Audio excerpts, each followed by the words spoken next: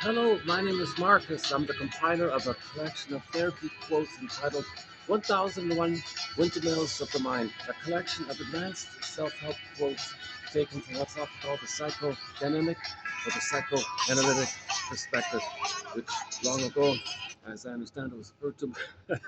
That street heart you're hearing in the background, Kenny Shields was the lead singer of a classic rock band called Street Heart, mainly in the 70s and 80s. And yeah, he passed away, I guess, 10 years ago or so. That's a song of his called Star off their second album entitled Under Heaven, Over Hell. Um, yeah, good little song there. Should we play it again a bit? Yeah, here we go again.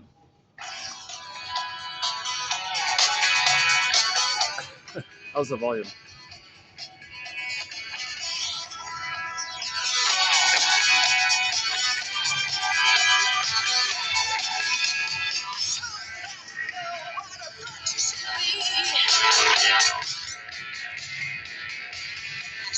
Okay. Um, a little experiment here. I just my first time using this new sort of budget discounted phone here. Let's see how it works. Um, so yeah, hi again. I'm the compiler of this collection of 10,000 quotes, 62 topics, roughly divided into. We got a thread on psychologically minded TV show and film quotes. We got psychological interpretation, myths and fairy tales, a key one. All of the major defense mechanisms are covered, and passive aggressiveness, projection, of course, and different personality patterns. And we have a very good thread on psychologically or psychoanalytically minded self-help quotes. And work.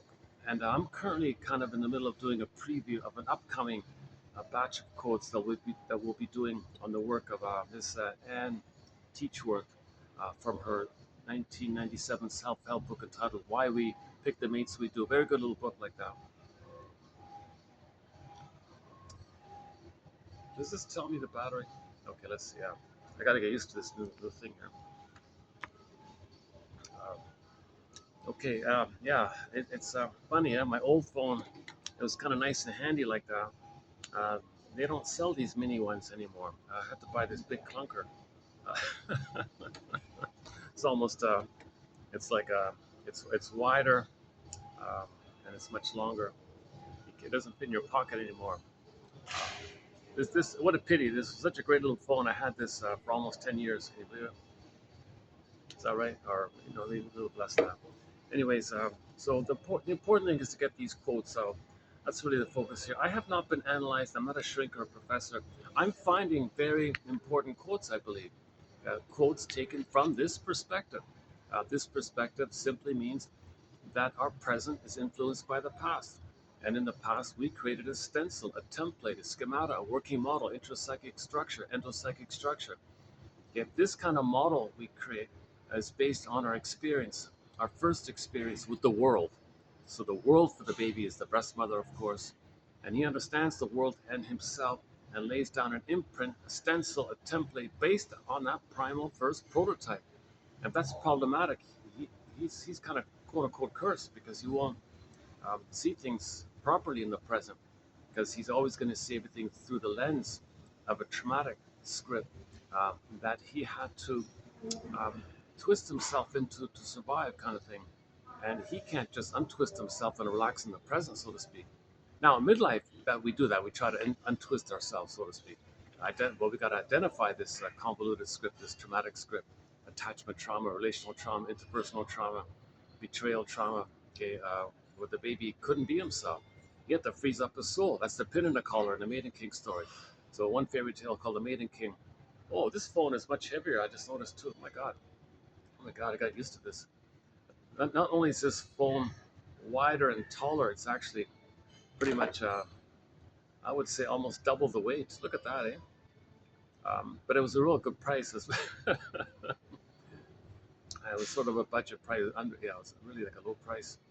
So I thought, let's give it a try, kind of thing. Um, yeah, I'm having second thoughts now, Tyler. Problem is, this is pretty much near its end. I've had a very good run with this quote. So this has been a great phone. I wish they still made these. old budget phones. Honor, it's called an Honor um, 8S. Great phone. They don't make them anymore. Can't find them anymore. But boy, man, this is a great phone. This was really an amazing phone. I traveled, 3 continents. Um, you know, um, we did over 1,000 videos with this little phone. Um, Now I got to use this big clunker. It's flashing all kinds of things on me. Jesus Christ! Oh, this is really annoying.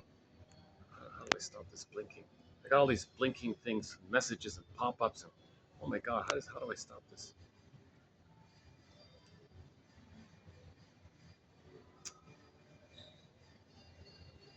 Jesus.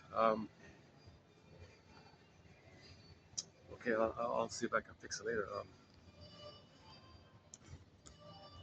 Yeah, I just got it yesterday at the mall. Now nobody could fix the old one. They said you better just buy a new one, kind of thing.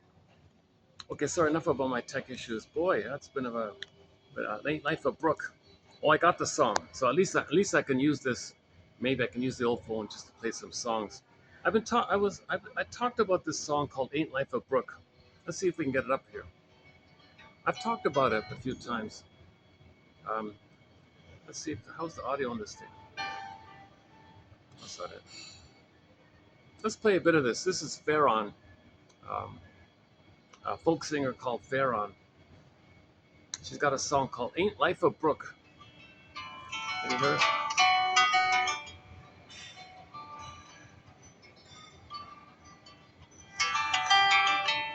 Watch you reading a book. I watch you reading a book. I get to thinking now our love's a polished stone. You give me a long, drawn look. I know pretty soon you're gonna leave our home, and of course I mind. Of course I mind that we're breaking up. Especially when I'm thinking from my heart that life don't clickety clack down the straight line track. You come together and it come up. I get it. Life don't Hope go I'm clickety not the clack down kind a to straight make line you track. feel You come together, then you obliged to come go. undone. Ain't life a Brooke? Taking through your time with a pain. Look in your eyes, you give me the furniture. We'll divide the photograph. Oh, and the sad where you're dividing things up. Go out to dinner one more time. Oh, one last goodbye dinner. A bottle of wine A goodbye. Yeah, it's a sad, very, very touching song. Just her and a guitar. I stayed so sad I wouldn't sleep. I know that love's a gift. I thought yours was mine, and something that I could keep. Now I realize time is not the only compromise. A bird in the hand could be an all-night stand between a blazing fire and a pocket of sky. And so I hope I'm not the kind to make you feel obliged to go. So she's glad they broke up peacefully, kind of thing. Pain. Look in your But she's sad, of course. eyes. I covered the furniture. I framed the photographs. Went out to dinner one more time.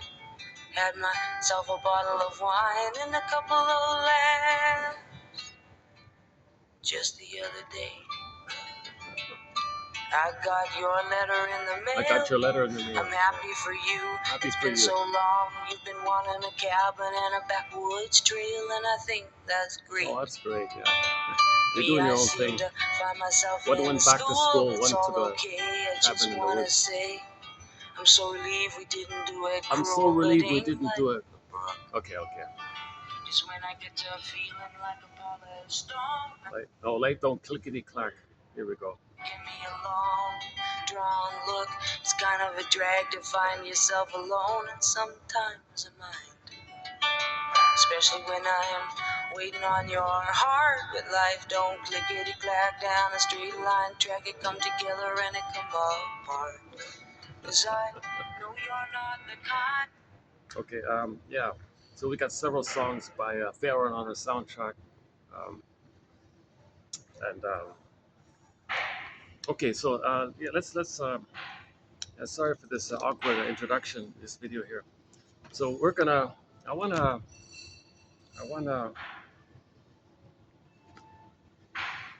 I'm still, kind of missing my old phone. It was such a handy phone. I've done 1,000+ videos on this little phone. I'm doing the first one now, this big clunker thing. Everything's blinking on me here. I got the red recording light, time's blinking, and there's other things blinking. Jesus, it's going to hypnotize me. Okay, enough of that. However, my delivery is either upbeat and friendly and easygoing, or a little anxious and nervous with too many side comments. However, the delivery goes, it's really not about that. You'd think it would be, but um, well, it'd be nice if I could be, if I could demonstrate have somebody haven't been fully healed. I'm just trying to learn the perspective that leads to healing, kind of thing. So I have not been analyzed. I haven't done this kind of process. I didn't really have a chance to do it, kind of thing. So in the interim, I'm trying to learn this kind of attitude that the shrinks have, and then that might be sort of like setting the stage for healing. Weaving a basket, weaving a nest, building a catcher's mitt, and then maybe you can catch the ball. Maybe you can get your feelings back like that. Okay, psychoanalysis looks for an egg in a basket that's missing. So the egg part and the firebird coming up, and the new potential coming up. First, you got to get the nest in the basket. So these 10,000 quotes are to that end. Oma Wumi has an album entitled "The Lasso of Truth" from the Wonder Woman. We have one of her songs on our soundtrack called "When the Boss Is Coming." So in a way, this is like a bit of a lasso of truth. You know, these quotes maybe can help us make the unconscious conscious, so helping us to be our own fisher person. The metaphors in the unconscious: water, contents in the water, dark, unknown, but it's metaphor, something about us that we don't know.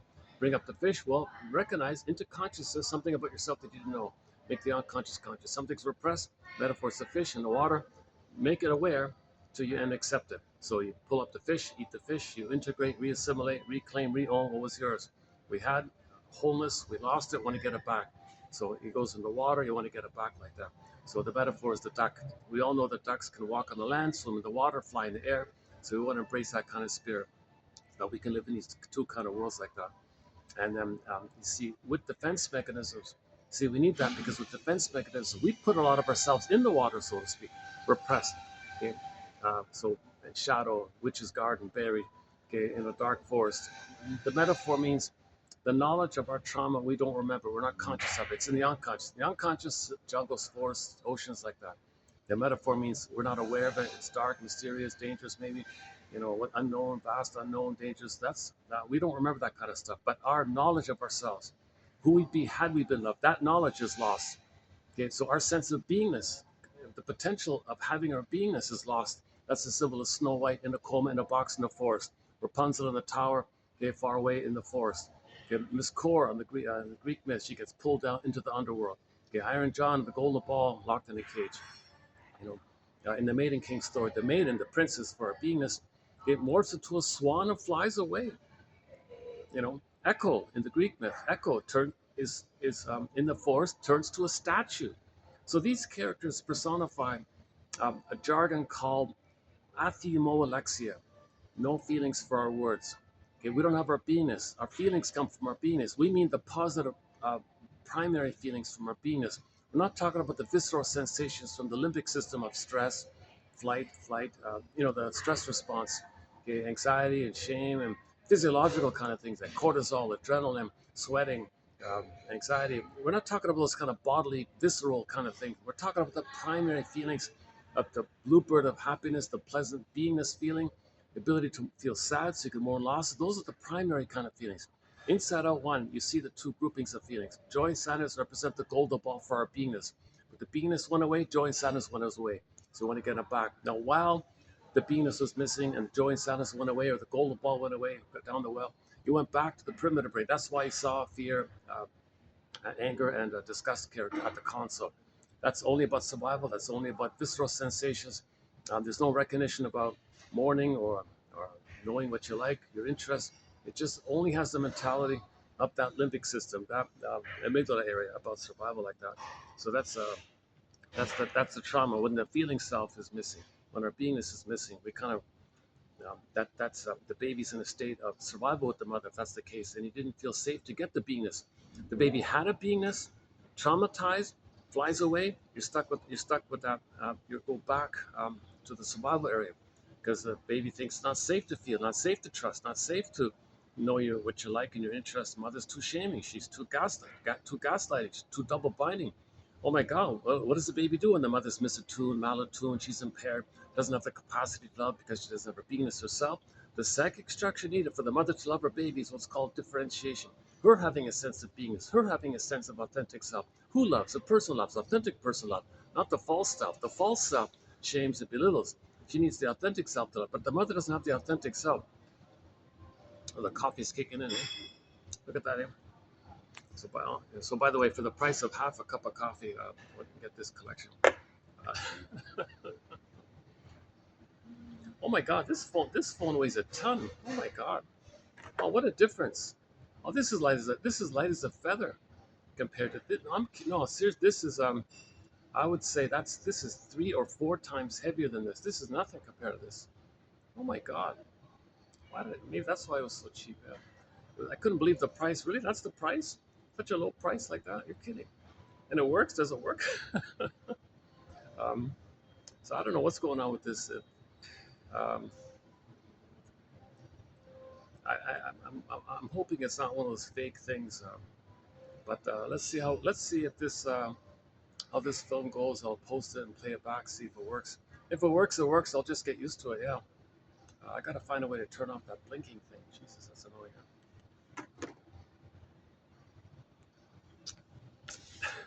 So you can see my anxiety already. I'm complaining to my imaginary audience about little things like this. So that's maybe like the child side of me, right?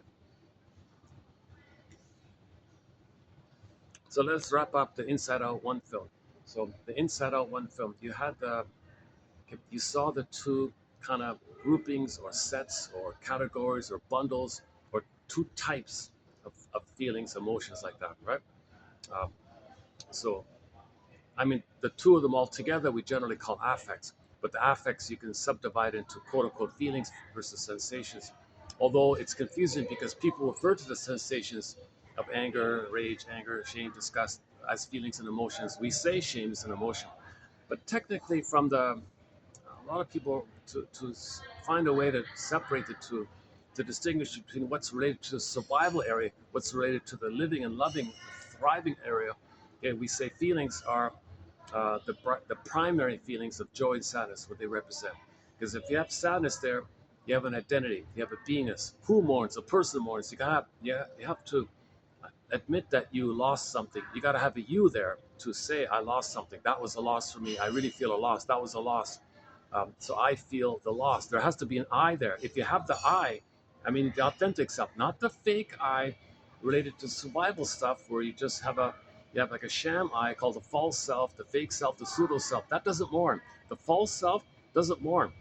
Okay, it's just anger and bitter, and um, and you see, the psychic structure needed to mourn is having an authentic self, is having a being, having a person, an I mourn. So if you have the I, you can mourn.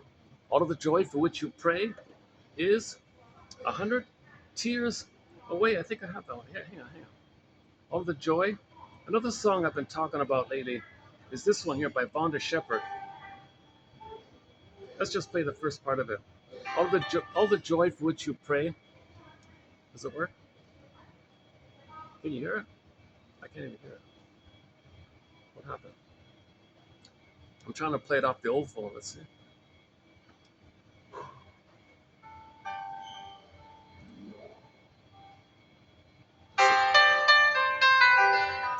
But let's listen to the first part of the song. Go ahead.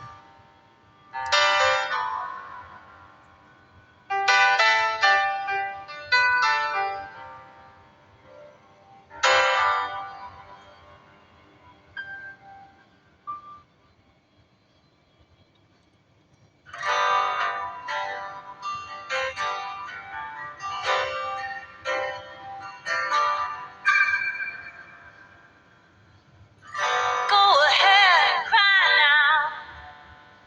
Just give in to the madness. The only way to feel your joy is first to feel your sadness. Go ahead and sail now. Just give in to the ocean. The only way to tame your fear is to feel her rock emotion.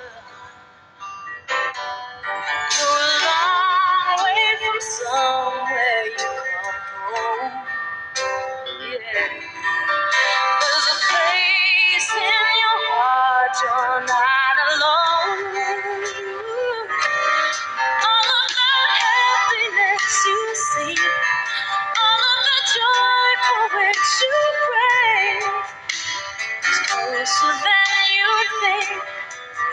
It's just 100 tears away. Oh,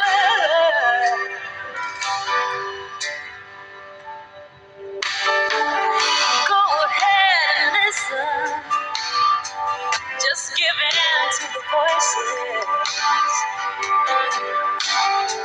Think you're backed into a corner. Got so many choices. Can't save all the hungry, no, but only the dying. Sometimes we just wanna give up. Fools like us keep trying. You're a long way from someplace you feel safe. Peace of mind comes from just one place. All of the happiness you see, all of the joy for which you pray, is closer than you think. It's just 100 tears away. Whatever it is that'll make you feel good. Have if you want it, do the truth. You can have it all, baby.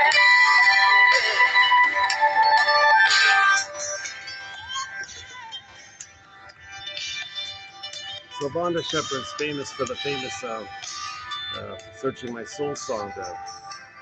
So she did the theme song to the Ally McBeal show, right?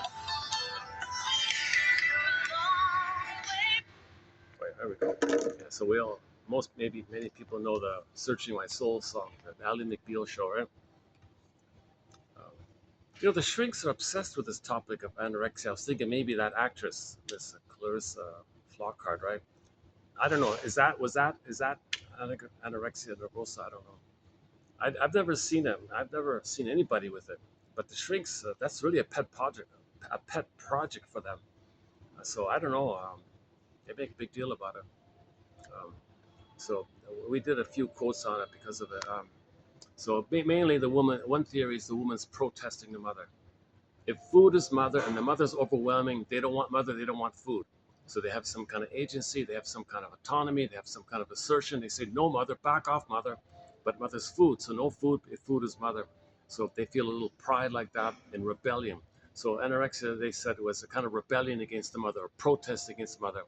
And if they need mother to develop, no, I won't develop if that's the case. I'll sacrifice my development um, if that's the case. I just don't want the mother anymore. So some people have like a little admiration when they see maybe like Ali McBeal.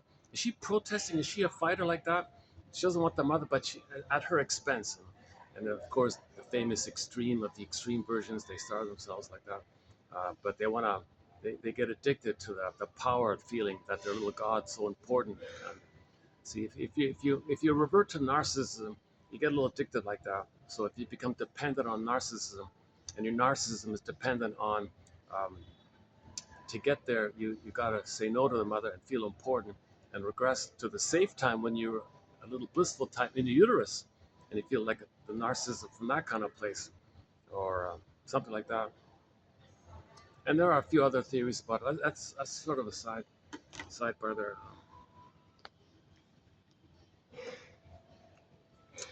Yeah, I like that song, 100 Tears Away. All the joy for which you pray is 100 tears away.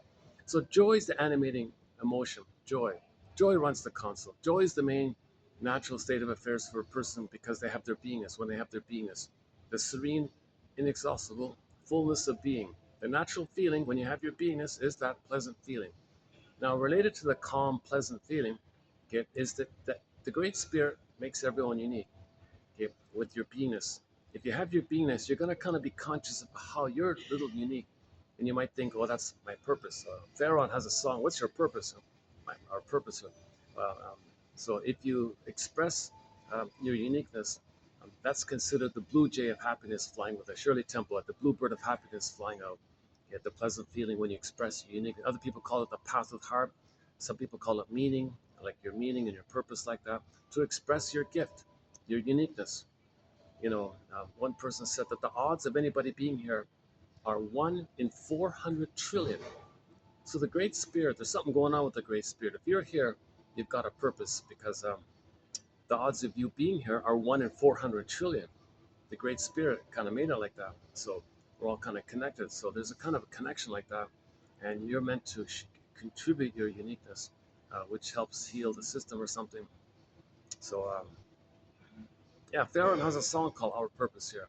Maybe we'll play that one. I haven't played that yet. Okay, so in normal development, the child maintains his beingness. Now, it may be the case that um, that the baby's born with a beingness. No mother's perfect, so the child may freeze it up briefly, create splitting images. But with the experience of mother loving the baby more than shaming the baby, the splitting images can resolve itself. He gets back his beingness. So he may briefly, temporarily lose his beingness. Babies may briefly put the pin in the collar, goes numb like that. So back to the pin. So when the baby doesn't get his knees smacked, he's terrified. So the pin goes on the collar. The metaphor means below the collar. He's not going to really feel. He's going to feel kind of numb. He's not going to really feel fully real and fully alive like that. That hence the jargon flat affect. The affect is flat, whatever it is. Okay, so that's all these, like the Velveteen Rabbit feels like a stuffed animal. Okay, Snow White's in a coma. Echo's a statue, or somebody's cursed and they can't feel, so they turn into a swan. If a character that represents your beingness turns into an animal, that's the curse that you can't be your human feelings. See, Rapunzel's maybe a little better off in the sense of, in terms of degree of trauma, because Rapunzel's kind of intact and she's kind of alive like that. So she's got the beingness, Rapunzel, and the golden hair. So that's like the golden ball. So she's kind of alive like that, but she's locked away. They still have to get her back, kind of thing. So it's a question of degree, variation, different versions of the loss of our beingness. Okay, so these characters, the mythic characters, are personifications or symbols of our beingness. Okay, so Snow White is a personification of our beingness. Snow White's a symbol. Symbols are not real, but they point to, but you see it. You see the image. You see Snow White. It's not real. It's a symbol, but you see it. It points to something invisible, which you don't see, but it's real. Okay, your beingness is real. Having a sense of at home within, having an ontological self, a sense of self, feeling embodied, that's kind of real. Like you feel a hum within, you feel real like that. You feel real and alive like that. That's kind of real, but we don't really see it like that, but we feel it. So we create a character as code for it, kind of thing. And then if there's a problem with the beingness, then the character has a problem, turns to stone or something like that. Also, group just sat beside me, but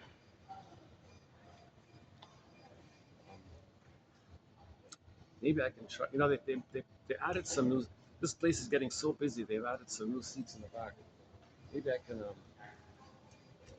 Let me check out the options here. Hold a second. I may carry my big clunker. My God, this thing weighs a ton. It's a real workout. Yeah, I'm getting used to it already. I'm starting to get used to it already. Yeah, okay. Maybe in a week's time, this will be all right. Well, let's see. What other options do we have here? I don't want to yap away if there's a group right there.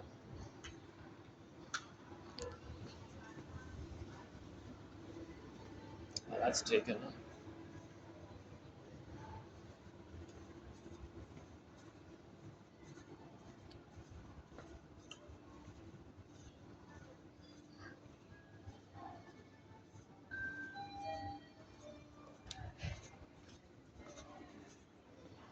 Well, there's the hotel tree.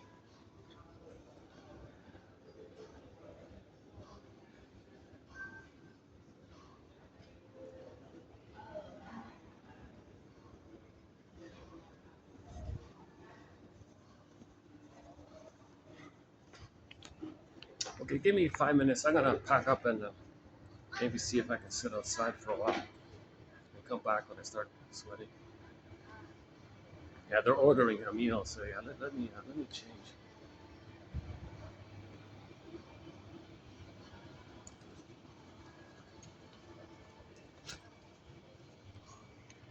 Okay, let's see. How's the battery holding up? Look, this battery is also draining. It's 94 already. I got. I thought the salesman said, "Oh yeah, you got a really powerful battery here. You got. This is just as bad as the other one." Oh, what a joke! Yeah, this phone. This has got to be some cheap knockoff. This phone, I don't think it's the real deal. Yeah. Anyways,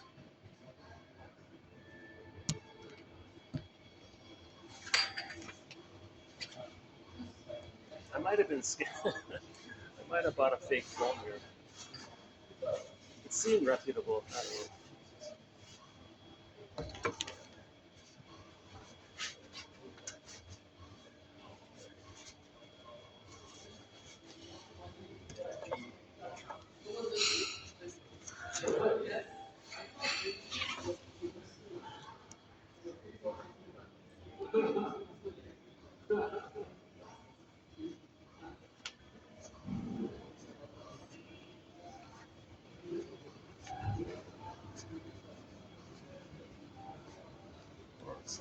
What about here?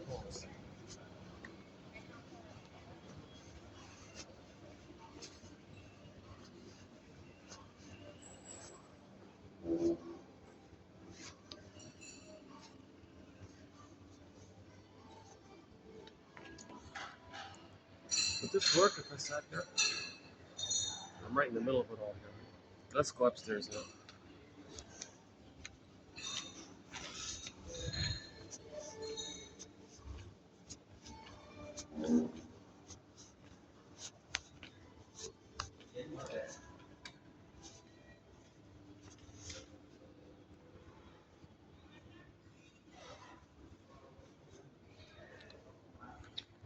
Actually, you did say I have a week if I want to change my mind. I'm thinking I might do that. Yeah.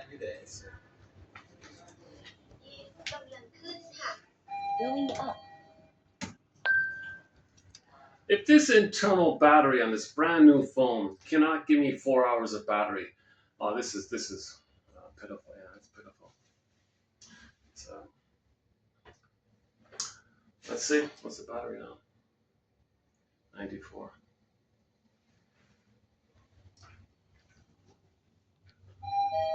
ชั้น 6 ค่ะ sixth floor.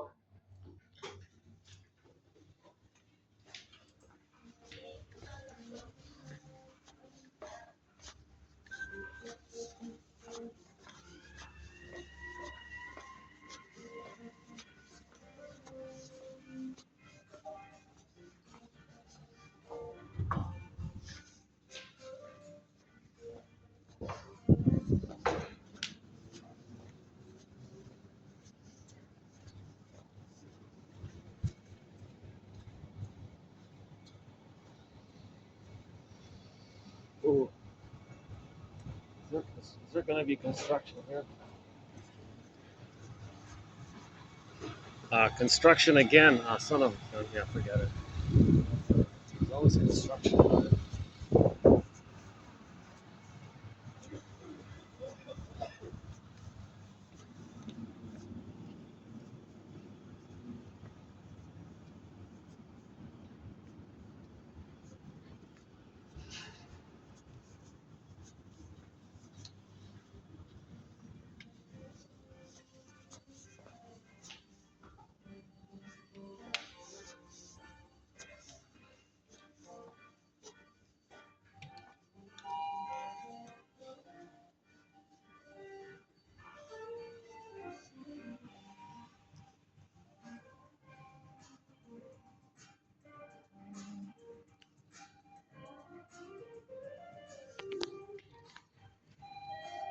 So when we recognize at midlife that the pin is in the collar, okay, some we're going through the motions of life, sleepwalking through life, feeling that life is passing me by, and you might have Freudian slips now because that's the frog sleeping out.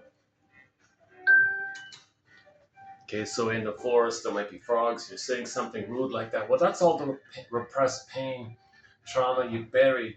The false self can sponge it, make you unaware, um, but that false self may dry out, so to speak.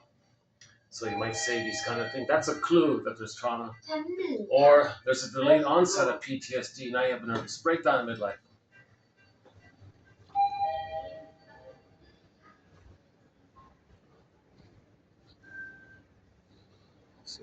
Let's try again.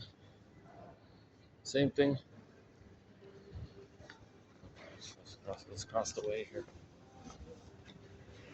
Okay, a little luck there. The white chairs are available. Yeah, let's go there.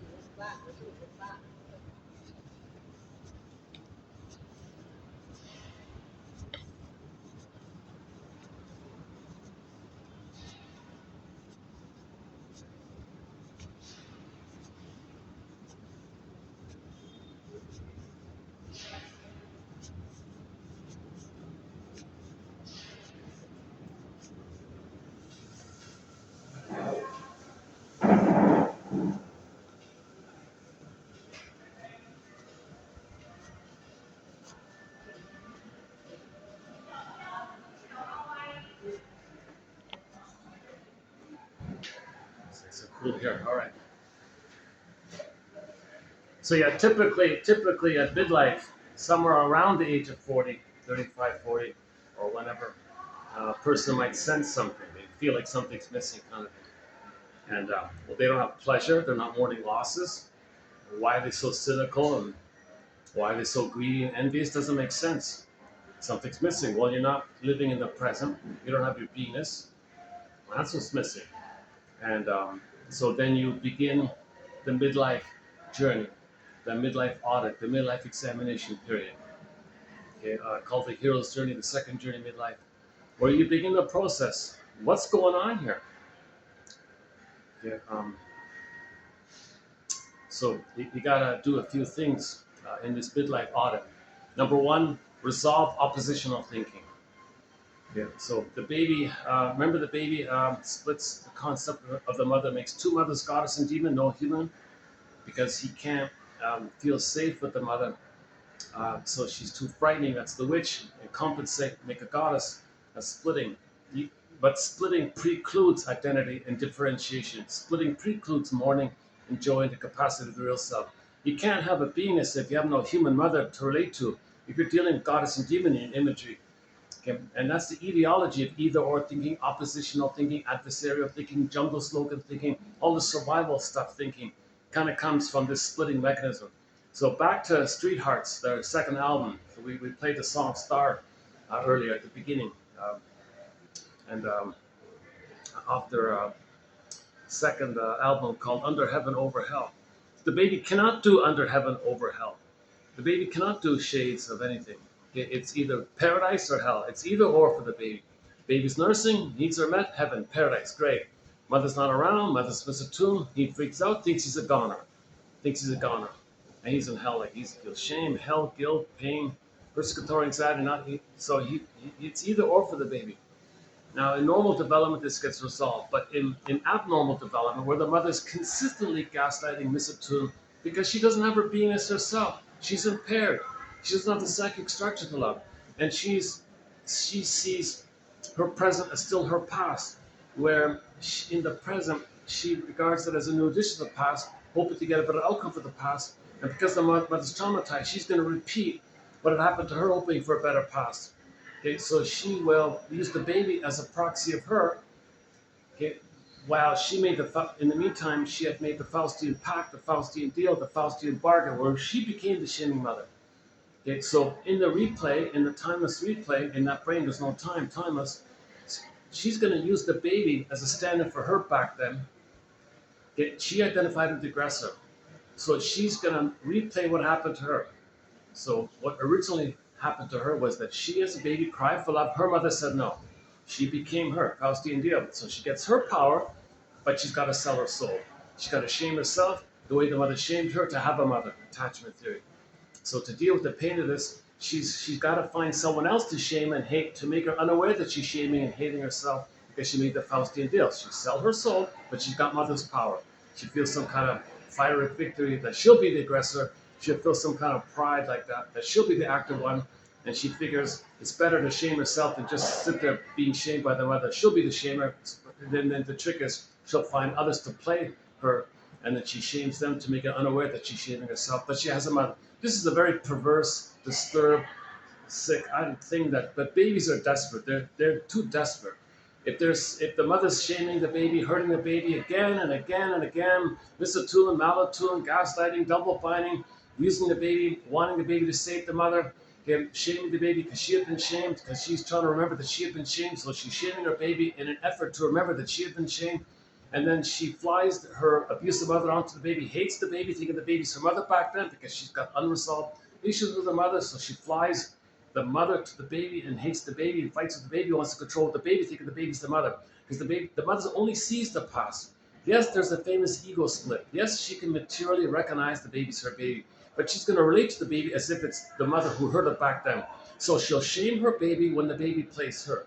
Then flip-flop, hocus pocus, at the same time, on another level, okay, Quicksilver, shape-shifting, when she's shaming her baby, who's playing her, she thinks the baby whom she's shaming is at the same time on another level her mother hurting her. Now she hates the one she just shamed.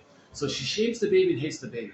It is a famous slogan from long ago: "Men hate whom they hurt," okay? Meaning traumatized people hate whom they hurt, because they first the others are them, so they hurt them because they were hurt.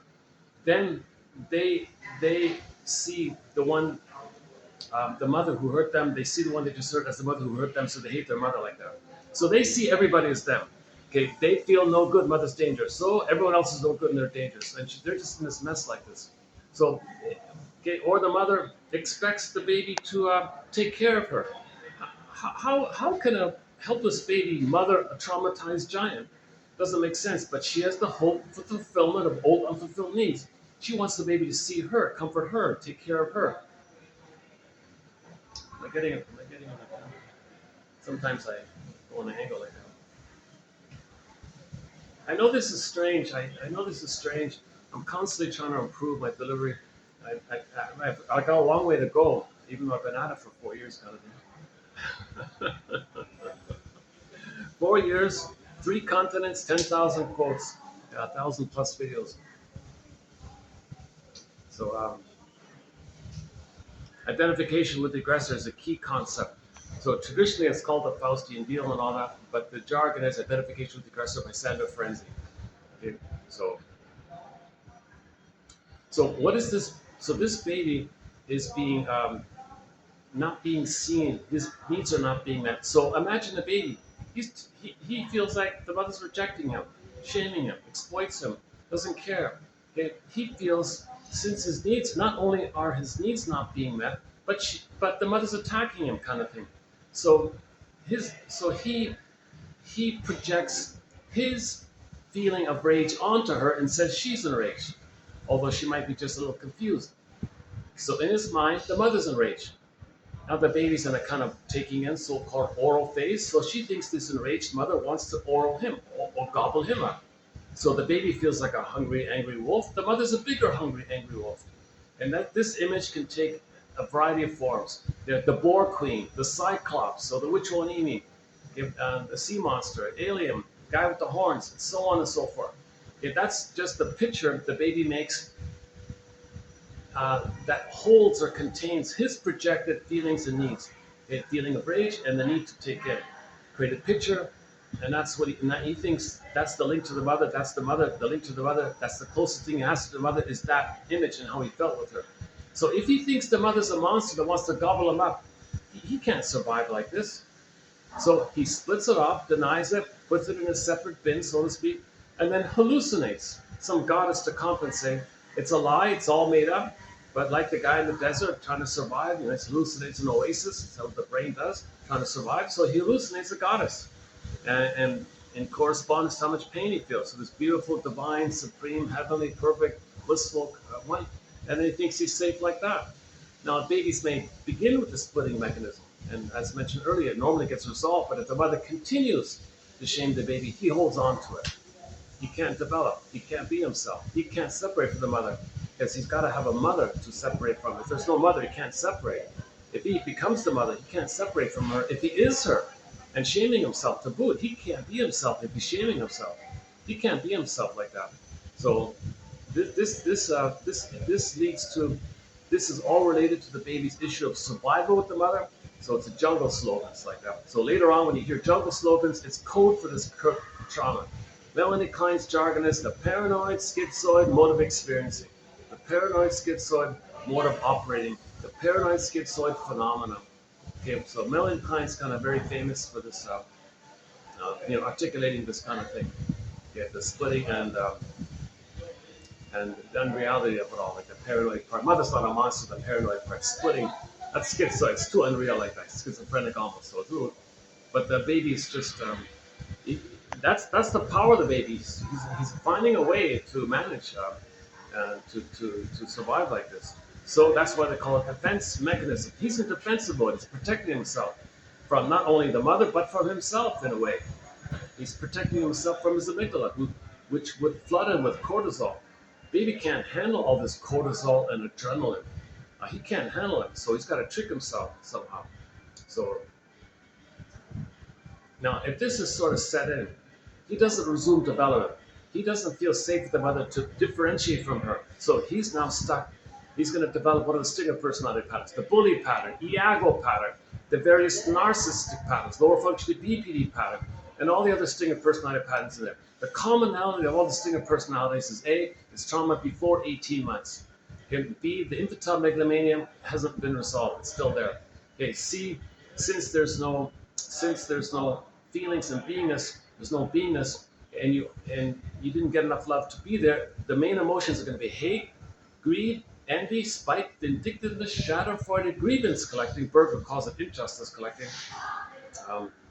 And schadenfreude, and you're always needing to shame others because others are you. You're the mother. If others are you, you don't feel how you're shaming yourself the way your mother shamed you. If you find proxies to play you shame them. It's called externalized living, okay? Scapegoating living, blaming living, externalized living, always blaming, looking for others to blame. Because you need someone to shame who stands for you, so you don't feel that you're shaming yourself because you're the mother who shamed yourself. So you find others to shame, to distract you and make you unaware that you're shaming yourself. It's called projection, externalization, transfers. You're putting it out like that, scapegoating, blaming like that. So that's so yesterday we mentioned that comedian guy in the Twilight Zone episode, Take My False Light, Please. It was a crude comedian, very kind of dark humor, black humor kind of guy. He was always making fun of others. So he was always shaming others. And then when that was taken away from him, he had to face his inner shame. And then they sent him into then that was the healing journey. He had to face his inner shame. He was deprived of blaming and scapegoating. He had to look inward to heal. So if he was going to heal, if you were to heal, courtesy of the Twilight Zone, he had to be deprived of that and face his inner shame like that, so he can heal and reconnect with himself, so he can mourn. He's got to know the truth that he's shaming himself because his mother shamed him. If he keeps shaming others, he never knows that his mother shamed him, and he's kind of addicted to that kind of thing.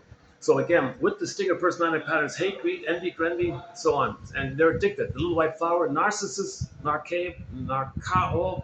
Okay, it's addictive. They're addicted because the blissful oneness they feel, babies feel the blissful oneness of the mother. Okay, that's named that blissful feeling, the blissful oneness, the oceanic feeling, oceanic oneness, unico mysticum, participation mystique. One guy calls it.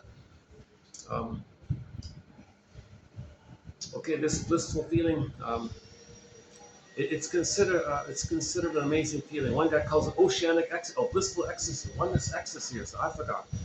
But if they didn't get out of that, and they're still in there, and you stay in there when you stay one with the mother. How do you stay one with the mother? Well, shame yourself the way she shamed you. You're one with the mother because you are her. If you're going to become the mother, you're always in a blissful kind of bubble, kind of place like this. So now you're addicted to it.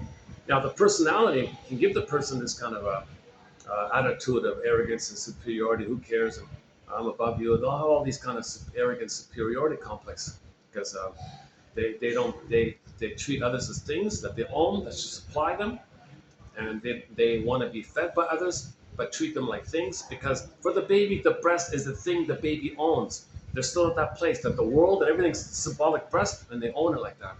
And then they want to be fed by others, but not acknowledge the feeders as people, because they're still at the place where they didn't get enough with the mother, where the mother fed them and soothed them and comforted them and nurtured them. So they're still at that place. So They transfer that missing mother onto the world, and they're still trying to get it. It's called narcissistic supply. They want to be the center. They're entitled. It's all about them. They make everything about them. Whatever the conversation is, they twist it to them. They got to make it. They don't care about what you're going through. They don't care what your concerns are. They didn't reach the level of empathy and gratitude for others. Whatever the problem is, they got to find a way to twist it. Miss Dana, recently a quote from Miss Dana Morgan, is that right? She gave the example of I thought her example was pretty quick and clear.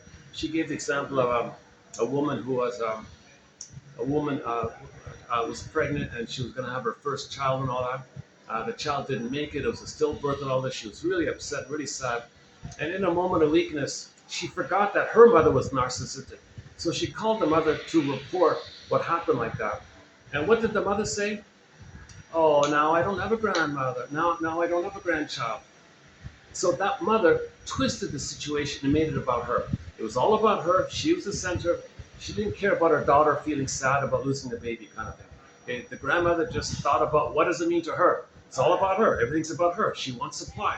The daughter was supply for her. She thought the grandchild would be supply for her. Now she doesn't have a grandchild to supply her because the grandmother had an addiction to narcissistic supply. Okay? Meaning she didn't get the oneness of the mother, and she wants everyone around them to admire her, make her the center, and she feels that she's entitled. She feels that it's supposed to be like that. So when the grandmother gets something, it's supposed to be like that. I'm entitled like that. Yes, the baby is entitled. The baby originally is entitled to receive other stuff. That's a problem like that. You're trapped in the mirror, trapped in the mirror. Okay, the thorn, piercing thorn, you're fixed there. So you're just spinning around. And when you spin around, the jargon is narcissistic supply. So you want others to attend to you. And your whole agenda in life is to fool, deceive, flim-flammery, trickery, manipulation, propaganda tricks, advertising tricks, rhetoric tricks, just kind of hypnotic tricks, suggestive tricks, innuendo tricks, lawyer tricks, whatever. The whole agenda is to be intuitive, to find a way to scare others and to confuse others, basically, so they will think well of you. Okay? Where did they learn this trick? Okay? Where did they learn this trick? When the baby was confused and scared, the baby had to see the mother as wonderful. So they learned it like that. So they tend to hedge and lie, and they'll say what they want to say. They don't feel responsible for what they say because they're in survival mode. They got to get their narcissistic supply. They got to get their blip that the missing mother is going to respond to them. So it's a sad thing that if a baby doesn't get the feeding, doesn't get the blissful period with the mother. Babies need what's called like a oneness with the mother. It's called symbiosis, undifferentiation, merging, fusion. He needs this kind of blissful oneness, mother into dual unity. The baby needs this kind of level of safety of oneness for the first 4 to 5 months. And then at 4 to 5 months, he begins to separate out. And then from 4 to 5 months to 18 months, he's gradually practicing with being separate with the mother. And but he still thinks he's a little god like that. But then and the mother just tolerates that kind of thing. Doesn't rebuff him for it. So the last video, there was a little kid, a 5-month-old kid running around with a superhero T-shirt, and he was very happy. The world is my oyster phase, love affair with the world and all that. So the mother tolerated. She was very good. The kid was very happy, very delighted. So that's a very delightful phase to have motor skills. You can stand up, you can crawl, you can pick up things, you can jump a little bit or something. And he thinks the world is his oyster because he's still in that phase that the uterus belonged to him, the mother belonged to him, and everything around him belongs to him, but it's slowly dissipating. At 18 months, he finally gets it. So mainly around that transition at 18 months, the child gets it. Oh my God, I'm not a little God and everything I don't own everything. I'm just this little God. Everything are things that serve me. Oh, I see. There's a whole new world here. We're all like one big family. Okay, now Voyager seek that forth to find. Now he's in the human realm. He's going to be an explorer. Now he's going to explore. So from 18 months to 36 months, he discovers what he likes. And then there's a phase like that where the mother does what's called communicative matching, little playful improv, teaching the child, yes, you can learn and you don't lose me. Yes, you can come to me for emotional refueling where I tell you you're safe and you don't lose me and it's okay for you to learn. It's got to get that message. It's got to get that 2 parts there. But the mother functions secure base, from which the child explores his environment. He freaks out at some point, runs back to his mother, not to merge, not to regress, just to get the message that she's there, saying, "You're safe, I'm here, go now, Voyager, seek that forth. Take off. Explore. What do you like? Figure it out. Trial and error. Trial and error. What do you like? Try this. Try this. Experiment. Experiment. You're getting to know your uniqueness. You're going to get in touch with what's unique about you by the Great Spirit. The mother says, "I don't know what the Great Spirit gave you. You better explore and find out what the Great Spirit gave you. And if you find something you like, well, I'll give you a little improv and share what I know about it." So the child gets this developmental phase called the rapprochement phase. And then finally, around age 3 to 4, the child has enough memories of this developmental process. Okay, paradise in uterus, natural birth, gentle birth, laboyer birth, lotus birth, okay, no trauma birth, okay, cord stays, placenta stays. If the cords are moved, the cord and placenta link him to the mother. It's the bridge to the mother. You take away the cord and the placenta, he lost his mother. Pin goes on the collar, freezes up, and this echoes turns to stone. Birth trauma. If you remove the cord and the placenta, that's birth trauma. Pin goes right in that birth.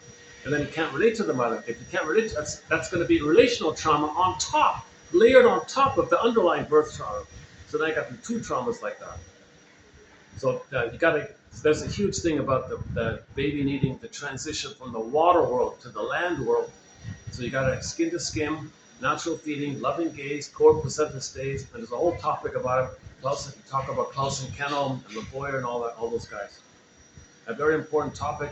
Uh, maybe ultimately it is the most important topic, because most children are still being separated from the core and placenta shortly after birth. In the name of pillage and plunder, we traumatize your baby. And the pin goes in. Why are you traumatizing my baby?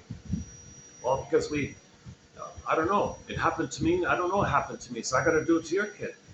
Well, just because, someone's got to pause, so that's why the father protects the child from the gynecologist from traumatizing his son or daughter like that. He's got to intervene and say, "No, you don't traumatize my baby." So that's like I did like a 2-hour dialogue between the father playing the sacred masculine, the authentic masculine, the true masculine, trying to protect the child from the trauma of the gynecologist removing the cord. And I had this little dialogue that the gynecologist was afraid to lose his job and all this. We had this whole thing like that. That was done maybe 2 or 3 weeks ago. I don't have the reference handy, but that was a very interesting discussion, I thought. Okay, so part 3 is the first 4 to 5 months. Okay, so skin to skin, smell stay, hormone stay. Okay, Klaus and Kennel emphasized that at the moment of birth, at the moment of biological birth, the mother produces hormones for the baby to create the oneness. That intimacy he had in the uterus, it's got to be reestablished with the skin to skin, natural feeding, psychological, emotional oneness to the mother, and the mother's loving gaze and the warm embrace, and the mother's attuned because she can meet the baby's needs, and the flow and the rhythm of safety called attunement is still there. Okay, baby, core, placenta, mother, mother, placenta, cord, baby, baby, core, placenta, mother, mother, placenta, cord, baby, do, re, mi, 1, 2. It's kind of flows back and forth. That kind of flow is meant to continue in the land world.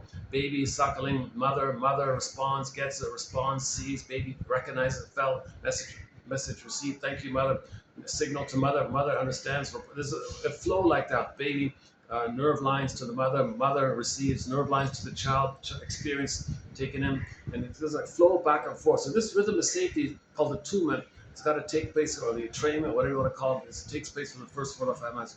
Okay, that's key. That's like an egg, kind of like a psychological egg, some people call it, and then out of the egg, he'll begin the hatching process for the psychological birth. Okay, so the psychological birth is a kind of a gradual hatching from 4 to 5 months to 3.5 or 4, whatever. But the biological birth is kind of like just a few seconds or a minute, whatever, less than a minute or something. But the psychological birth takes like over 3 years, kind of thing. So if the trauma is before 18 months, okay, it's too much pain to be traumatized so early, so vulnerable, so tender. To the mother shaming the baby again and again, using the baby, meaning she can't see the baby for the baby's needs because she only sees her past. The present's still her past. So she's just in an unresolved, unfinished business struggle with her mother. It's painful for her. She wants to get out of that pain. So when there's pain like that, she wants to recreate that trauma with the mother, hoping for a better outcome. So she may use the baby as a stand-in for her, letting the baby cry on the mother's behalf. Baby, you cry on my behalf. You be the proxy me. I got to repeat the thing. So you play me crying for love and I shame you. Mother, I don't get it. If I'm you and you're going to shame me, how do you get mother's love like that? I don't know. I don't know. I have a fantasy that something will change in the past. But you're the mother and you're shaming me and I'm you. How's that? I don't know, baby. That's a good question. So the mother has this some kind of some kind of, if she's not aware of it, you see, she's doing this harmful thing like that. Now, if she can catch herself at some point, she can make the inference. Wait a minute.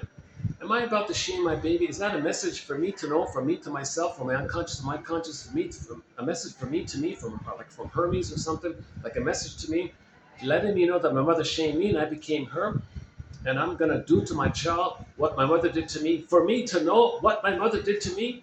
Okay, well, I don't need to repeat this if I know that's the case. If she doesn't know that's the case, she'll just do it. It's called acting out. She doesn't remember, so she repeats. Okay, so if you don't remember, we repeat and repeat. Now, now, ultimately, you're repeating. It's kind of like, come on, get the message, kind of thing.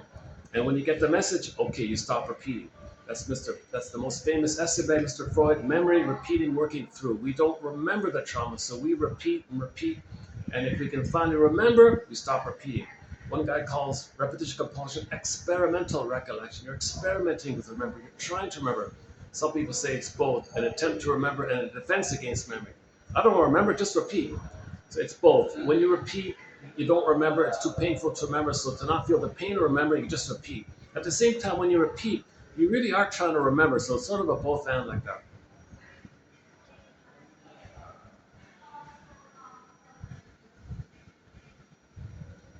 How's this new phone working out here? Let's see. Look at that, 89%. Well, if the battery drop is consistent, doesn't just suddenly drop, I guess it's okay, right? If it's consistent, then it could give me 8 hours, right? It's 10%, 1 hour, maybe 8 or 9 hours. I don't know, like my other phone just suddenly drops, crashes at the end. I'm curious to see how this battery, if this really crashes on me, I'm taking this back for sure. Even though it wasn't that expensive, but still, just, I can't believe it. It looked legit. It all looked very legit, like a formal looking store kind of thing. And I got a feeling this might be like a knockoff kind of phone. I'm surprised that that's happening. That somebody behind the scenes is switching fake things for proper name things. I've heard that's taking place. I heard that. And I've had that experience where you buy something and there's in the transition somebody swapped it and you got a fake thing. I've had that a few times. I stopped buying things online because everything I got was just a fake for what somebody switched it on transit or something. This is bad. This is not here where I am, but where I was before. That's amazing.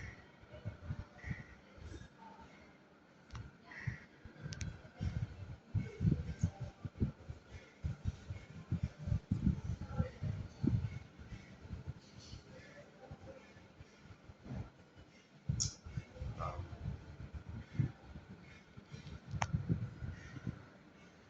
how about this? Is this okay? Is the lighting better here? Is the lighting better here, or is lighting better here? I was about to say, right? Okay, let's stay here then.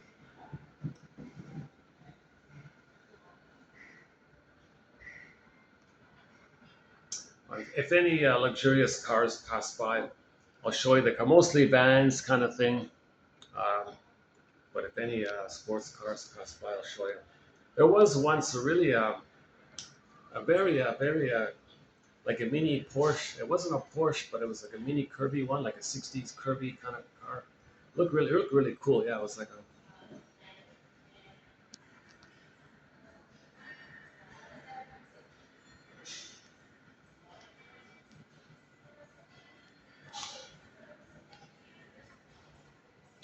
okay. So we're currently at the moment talking about the string of personality patterns. Yeah, I won't run through all the various specific versions of the string of personality patterns, but the commonality is the Faustian deal. Now, with the Faustian deal, okay, you factor in repetition compulsion. That's when they find proxies to play them to shame, because they need someone to shame and hate, so they don't know that they're shaming and hating themselves. That's the perverse thing going on. That's the selling the soul idea with the Faustian deal. They got mother's power, and they live forever because that part of the brain is timeless. If there's no time, the feeling is you live forever if there's no time. The feeling is you live forever because there's no time, and they can do it their whole lives. And so it's kind of that quality of no time. That's why they say living forever. If you live forever, that's just a term to refer to the timelessness of that part of the brain that doesn't know time. The limbic system doesn't know time. Okay, the amygdala doesn't understand time. Okay, the later on parts of the brain know time, but that's all frozen because you're dealing with the survival. Well, this is split. Your ego recognizes the materialism of time, but most of the ego about your ego for your beingness now it's got a mind for the survival side. So that's why you might have a conscious Miss Heath. She has a line in there. Miss Heath. Uh, Teachworth, not Heath, sorry, Teachworth. Very good author. She has a line in there where a person is looking for the perfect mate or something for the future, but they end up with the perfect match of the past. So you consciously want someone healthy, but your unconscious makes you choose someone based on the past imprint. So that's the power of the unconscious. You consciously want something, the unconscious says, no, doesn't fit the template, gotta fit the template. If it fits the template, that's what I want, because we didn't leave there, we got unfinished business there, so fit the template. Conscious says, I don't want the template. Too bad. So you gotta build your conscious mind, you gotta really strengthen that conscious mind to resist that temptation to just repeat the past like that. If you're choosing from the template, that's called repetition compulsion. You don't resolve the splitting. You're still. So one common feature of the string of personality patterns is the jungle slogans, adversarial thinking, oppositional thinking. So all the scapegoating and blaming, that's all there. All that toxic masculine idea or negative patriarch, um, all that kind of really sad and unnecessary way of thinking. It's just a reflection that the baby is fighting with the mother and thinks he's a goner when the mother doesn't meet his needs. So he just thinks everything's about survival. Okay, so he's got to lie. He's got to do flim-flammery. He's got to do duplicity. He's got to deceive. He doesn't care about the lying. He just wants to survive, kind of thing. So if you say to somebody with a string of personality pattern, "Gee, that wasn't nice. What are you talking about? I'm entitled. I got to survive here." Okay, that's neurosis. So still in the present, think you're in the past like that. That's neurosis, even psychosis. Some people call it secret psychosis. Um, it's veiled psychosis because the ego in the false self, okay, can make you appear normal, but your agenda and your motivation is the psychosis area. So like when the baby says to the mother, "Mother, are you psychotic? I'm not you back then. I'm not your mother back then. Why do you think I'm you back then? I'm not you back then. I'm not your mother back then. Why are you fighting? Why are you shaming me thinking I'm you back then? I'm not you back then. I'm your mother. I'm your baby now in the present. You're my mother. I'm not you back then. I'm not your mother. Are you psychotic?" Mother says, "Sorry, baby. It's worse than that. I'm psychotic, but I appear non-psychotic. Even more worse, I can appear reasonable and I'm not aware of it. And I get away with it because society says mother knows best. I got a society supporting me. And I'll create some excuses, say, well, spare the rod, don't spoil the child. I'll make excuses. I'll lie to myself and lie to others. The pain makes me lie. I have to lie to hide the pain. And I don't want to be aware of the psychotic agenda because there's too much pain around this issue. But the need is there, but the pain is there, but I'm numb to it, and the swoon is the camouflage. The rationalization is the camouflage, and my ego goes to the cortex. Hey, cortex, give me some excuses, rationalizations, justifications, some flim-flammery, some duplicity, some BS, whatever. Give me something to say to fool others, to fool myself. Make it a cloak like that, so I can hide the real issue going on. So the baby's going, oh my God, mother, you're psychotic, but everyone thinks you're nice and normal. Sorry, baby. So what does the baby do? He's got to freeze his soul, and if he's traumatized before 18 months, he will likewise make the Faustian deal and imitate her. That's called the transmission of intergenerational trauma.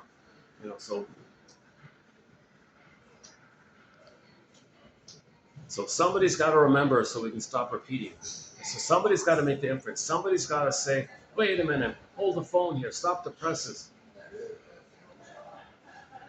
There's no need to repeat it. There's no need for a mother to shame her baby.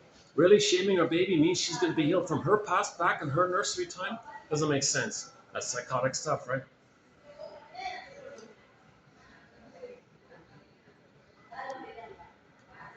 Okay, distinct personality patterns are mainly engaged in jungle slogans. That's adversarial, that's oppositional, it's either or.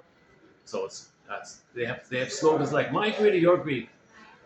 If I'm not the aggressor, my mother's going to eat me. What are you talking about? That image is how you felt with the mother. It's not your mother. Well, that's the image I made of my mother, and that's my understanding. That if I'm not going to be greedy and get supply, then I'm back where my mother was gobbling me up. But she wasn't gobbling you up. That's how you felt with her. Yeah, but that's what I'm left with. That's what I'm cursed with. Well, update this. Come on, that you're not back in the nursery like that. So if they're not aware of it, they'll have jungle slogans. Am I greedy or greedy? If I'm not greedy, my mother's going to eat me, so I have to be greedy. So my mother doesn't. Okay, this is psychotic stuff, right? So these single personality patterns. Um, See, Kristen Wilson says, you're not embodied anymore, right?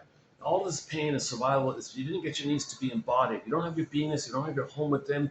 You feel this painful emptiness, this abyss, this sarcasm. And inside out too, you see the sarcasm scene, the chasm, the earth, the bee in the earth, the chasm like that. It's a real pain like that. Okay, so you can't feel that. Now, luckily, the brain gives you endorphins. Emily Dickinson calls it the swoon. There's a pain so utter, swallow substance up, this cord gets pulled down, you got the chasm there, then you go in a swoon. So you can kind of like walk over the swoon, like around the swoon, across the, but you can't like step in the middle of it because um, you just can't do it, right? Um, so the beingness is not there, and that's why there's so much anger around the greed and envy like that. With the mother. They're fighting with the mother. They're in a battle with the mother. They're fighting with the sea monster. Like they're fighting with the mother like that.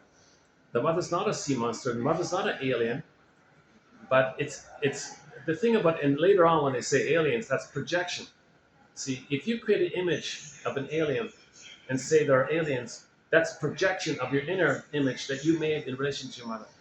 Okay, so you can think. Oh, John Off puts it this way: it's alien. It's out of the baby's world. It's out of his world for the mother to traumatize him. It's out of his expectation. So he ends up with an alien kind of image, a scary, out of this world, out of his expectation, beyond his expectation. No baby expects that his mother's going to hurt him.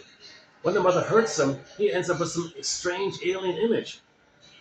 And it makes him alienated from himself.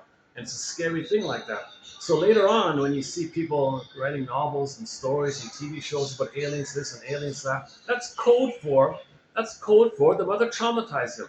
The belief in aliens is code for this birth trauma, this early on trauma. Now the purpose is you can regard that as a projection. That if someone believes in aliens, that's for them to know that when they were a baby, the mother hurt them so much that they couldn't recognize their mother as a mother. Their mother was so disturbed or something, so in pain herself, the baby saw her as some alien kind of thing. It's out of the baby's innate expectation that the mother will hurt him. So he ends up with an alien instead, or a monster or something like that. So when people talk about aliens like that, that's code for trauma, in other words. So people can make the inference like that. So from more on that point, go to the Janoff material, 2745 to 70.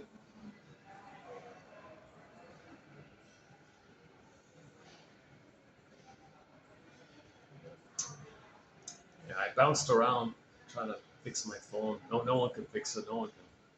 You got to order the part. You got to wait forever. They thought it was too.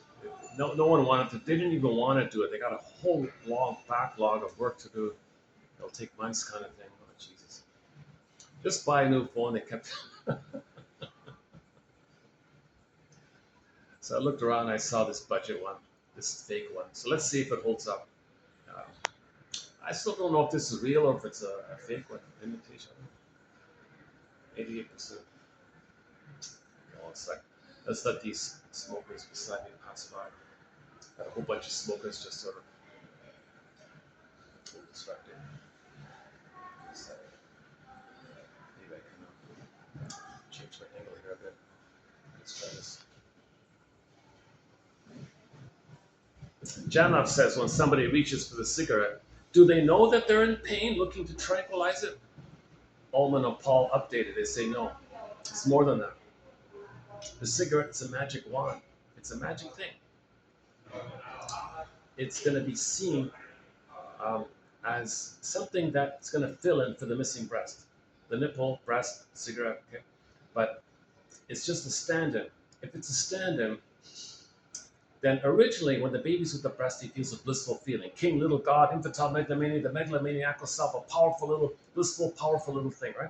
So if the cigarette can fill in for that missing breast, it's called an ersatz self-object, an addictive trigger mechanism. It's not the breast, but it's just something to fill in there. Now the chemistry involved in the cigarette, nicotine, whatever it does in the chemical in the brain, its ultimate goal is to push up those old ancient fantasies when you're a little God in the uterus. So it's magic like that because it brings up the feelings of being a blissful little God in the uterus. So if you feel like in your private little unconscious bubble that you're a little God like that, you're in a blissful kind of place like that, it's a secret kind of covert kind of fantasy like that. So you're omnipotent, you got your magic wand, okay? It's just a trick to get the chemistry, the biochemistry of the alcohol, the nicotine, whatever, to push up, create enough pain. You're actually giving yourself pain, I think, to make you regress to the good old days called pathological nostalgia, where you were a god and a king in the uterus. So you had those fantasies, you forgot them, but you can push them up. So if you push them up, you feel this blissful feeling. Now, when you get the blissful feeling of being a god like that, and you feel safe like that, then the brain turns around and gives you serotonin. Safe, calm feeling, oxytocin, serotonin. You're in a blissful little bubble like that. Not just cigarettes. It could be in food. It could be alcohol, whatever like that. Or activities, addictive activities. And these addictive activities fill in for the missing breast. So that's why they call it an ersatz breast. They don't say breast, they say self-object. The first object for the baby is the first self-object for the baby. The words self and object are written as one word because the baby and the mother are one, so it's one like that. The first oneness is with the mother, the breast. So the breast is a self-object. The symbiotic object is self-object. So that's kind of missing. So find something to fill in for that missingness. So that's the fantasy like that. And when the fantasy is there, you feel that you have the power to bring the mother. You control the mother. You control the cigarette. You carry the pack. You open the pack. You pull out the cigarette. You feel powerful like that. So you feel already you're feeling that you're in control. You feel important like that. So it's a magic. I'm in power. I'm a powerful little magician. I'll get out my little magic wand here. Aha. Okay. And then so that fills in that you control the mother. You control the breast. Okay. So now your mother's there. It's just a fantasy like that. Then enter in the chemistry of the tricks of the nicotine, whatever, to stimulate the old fantasies of the good old days in the uterus where you're a little god. So now you got the blissful feeling. Aha, I did it. I did it. I'm a little god. I got my little magic wand. I got the feelings again. I'm a blissful place. And I feel good and happy and all that. So for more on this point, go to Ullman and Paul's book called Narcissus in Wonderland. It's your own little private little wonderland. I like that. Your own little private, secret little wonderland like that. Their point is people think cigarettes is mostly about anesthetizing yourself, tranquilizing yourself, numbing yourself, called self-medication like that. Okay. But Roger Gould calls cookies a food trance. So Ullman and Paul, they think the cigarette is like a magic wand. It's also like a self-magic hypnosis. They call it self-hypnosis. You hypnotize yourself, okay? um, where you have like a post-hypnotic suggestion. So the cigarette is like when the stage hypnotist says to the lady, every time I say the word duck, you're going to quack, okay? She says, okay. So then he gets the cigarette. He's going to bring up you're going to be little God, okay, okay. It's a post-hypnotic suggestion kind of thing. So Miss Anworth talks a fair bit about this. When we trance to the past to the present, we're in a trance, like a trance. Trances people live kind of thing. So he controls the trance. I'm going to control the trance. I'm going to bring up the trance. I'm the hypnotist. I'm going to hypnotize myself. Self-hypnosis.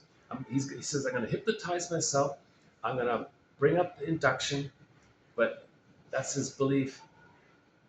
That's his activity to, it's called an addictive trigger mechanism.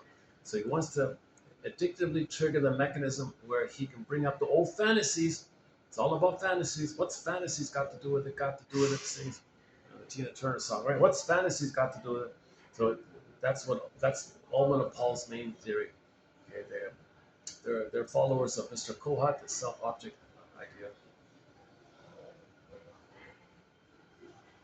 And Roger Gould calls it a trance. You're in this food trance. You have a pint of ice cream. You're calm. But what it is, all it is that the sugar, the concentrated sugar, okay, tricks the mammalian part of the brain into perceiving that the person is safe because he's got a surplus of food. If that part of the brain, if the person gets all this food, the brain thinks, oh, he's safe. Safe? Okay, safe. Serotonin. So you get the feel-good chemical, okay, called serotonin, blissful, relaxed, safe feeling. Okay, when you feel safe, the chemistry linked to it is called serotonin. So if you get all this food in your brain, oh, safe, serotonin. So you get the concentrated sugar for that end. So the psychology is to, the mechanism is to trick your brain to send you serotonin. That taps into the psychology where you didn't get the oneness of the breast mother. So you can control the breast mother with the ersatz thing, okay, the ice cream, whatever. So you feel doubly important. You control the ice cream, and you hypnotize yourself, and you bring yourself into that trance. You bring yourself into that bubble feeling. You bring yourself in that state where you're a god or a king that all babies felt. So you want to bring up those old fantasies. So all these addictive things are about fantasies. They're mainly about fantasies. Then from the fantasies, so chemistry, fantasies, chemistry. It's not just all chemistry. There's a psychology of the fantasies involved. That's the missing piece they talk a lot about in that book. So we did a 3-video special run on that book about a couple of weeks ago. 20, 29, 23, 4, and 5, I think that's what it is. Unfortunately, the search engine, they're attacking these search engines. Here's another thing that's happening. Not only are they attacking digital libraries, they're attacking search engines. They're making it harder for people to find stuff. In the YouTube channel here, it used to be you type in something and it'll tell you which videos include a code for that. Now, it's wiped out, gone. It's gone. It'll only tell you what's in the title of the video, not the contents. It used to be the content. That's a huge disappointment. On the digital libraries, they also attack the search engines. They limited and restricted the things. Plus, most of the books are being withdrawn, removed, unavailable. They're attacking it like crazy.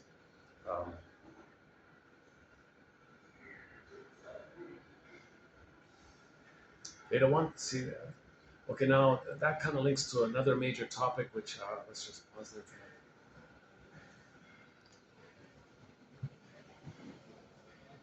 minute. Let's see, how's the battery? 86. I thought this would have been in that's unbelievable.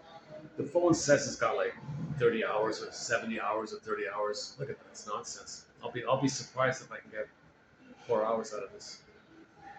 Okay, if I can get 4 hours, I guess it's doable.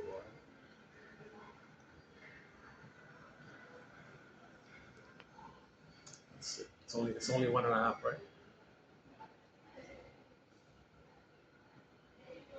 Okay, there's a lot of material about the distinct personality patterns. Okay, we got to talk about the shattered Freud of the flower. Okay, the BPD amalgam, the magic mirror in the mind, hall of mirrors, house of mirrors. Now you see me, now you don't catch me if you can. There's a quicksilver intuition to lie, to get the supply, to fool to get the supply. They have to lie. They have to do flim flammery. They can't feel. They can't tell you the truth. They can't admit something honest. They can't tell you the truth. Plus, there's no time, so there's no contradiction. 5 minutes ago, they said that. 5 minutes later, they don't care. It's just in that moment. They got to survive at every moment. So they don't care about those kind of things. And they want supply. They want someone to shame, so they don't shame themselves, to have a mother. They want to maintain the hope that if they shame someone else, maybe mother will change her ways and magical time machine will appear and you'll get the love that was needed back then. One fantasy, Bergler's theory is showing up the mother. Maybe they think that if they protest and show up the mother by telling the world, look at what my mother did to me. I'm going to expose her. I'm going to show you, dear world, what my mother did to me. You see that innocent person? That was me. I'm her. Look how negative I am towards them.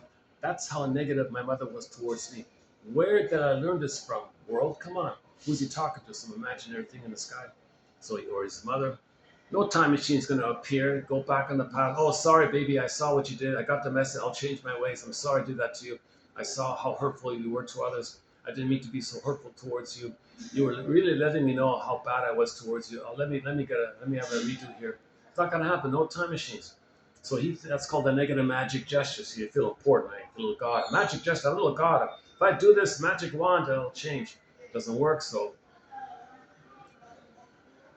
um, okay, so part of that's why those distinctive personality patterns, they cannot free associate. They cannot tell you the truth. They cannot apologize and make I statements. They cannot tell you what they really feel. You've never, if your parents both have a distinctive personality pattern, you can think back in your childhood. Did you ever hear your mother or your father give a genuine apology, like specifically what they did that they regret? Did you ever hear a kind of like sincere apology, or did you see any kind of gratitude between the two, or was it all just strategy and things?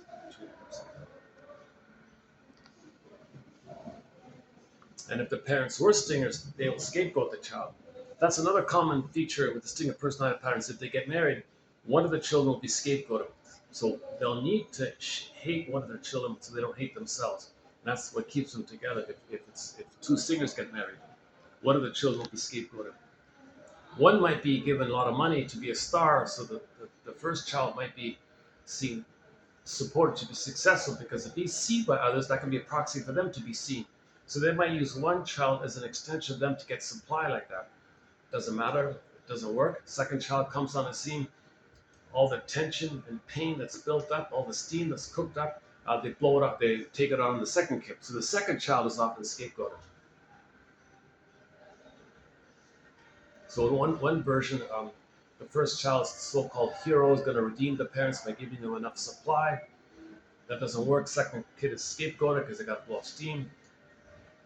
Her version is the third child is kind of like the lost one or something. They just ignore him. He goes to the library. He might be the luckiest one. And the fourth one, uh, he sees that the three siblings and the parents, they're also unhappy. He just says, what if I kid around and make him laugh? So he might become the clown or the mascot or something, because he's got the most freedom. So maybe he plays around, discovers he can make him laugh. So he found a role for himself, like a part of the system or something. Because the one above him was ignored, the lost one. He didn't want to be lost. He wanted to fit in somehow. He didn't also want to be lost, right? That's just one version of the birth order thing. On YouTube, there's an interview before she passed away, with Anne Teachworth.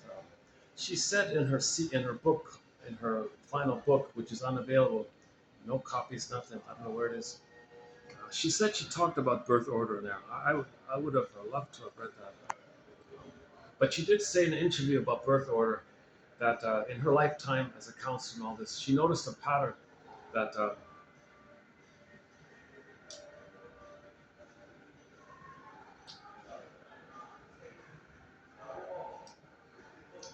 that the firstborn, let's see, how's it go again? The firstborn will take after the opposite gender parent, and then the second child will take after the other one. Whatever the third one is, the fourth will be the opposite of the third. So because of the genetics, they pair it up like that. So if you have 4 kids, there'll be 2 like the father, 2 like the mother, or something. If you have 6, there'll be 3 and 3. She had this kind of theory about that. So I was hoping to read more about that. But that's all she said about it.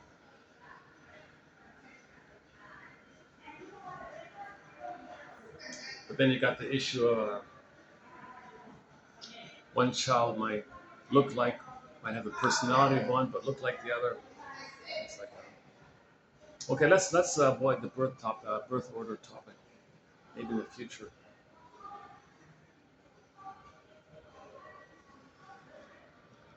Okay. Um, okay. So the stingers, okay, they give up on the quote unquote human side of being human. Um, if others show it, they got to shame it, mock it, hate it, devalue it, be envious of it, because that's what had happened to them, and that's their loyalty to the mother to be like that. So they give up on the quote unquote human side of human. They forget about the beingness. So they don't know the beingness really. They just live in avoidance of the sarcasm, the chasm.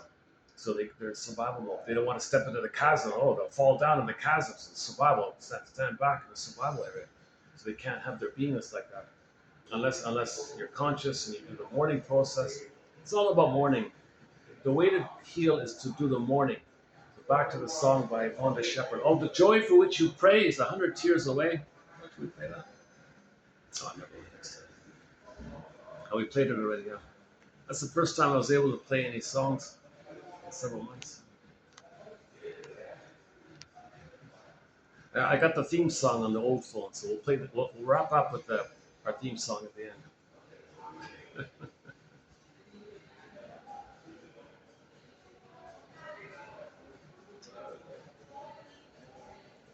So, okay, that's why you hear stingers with jungle slogans.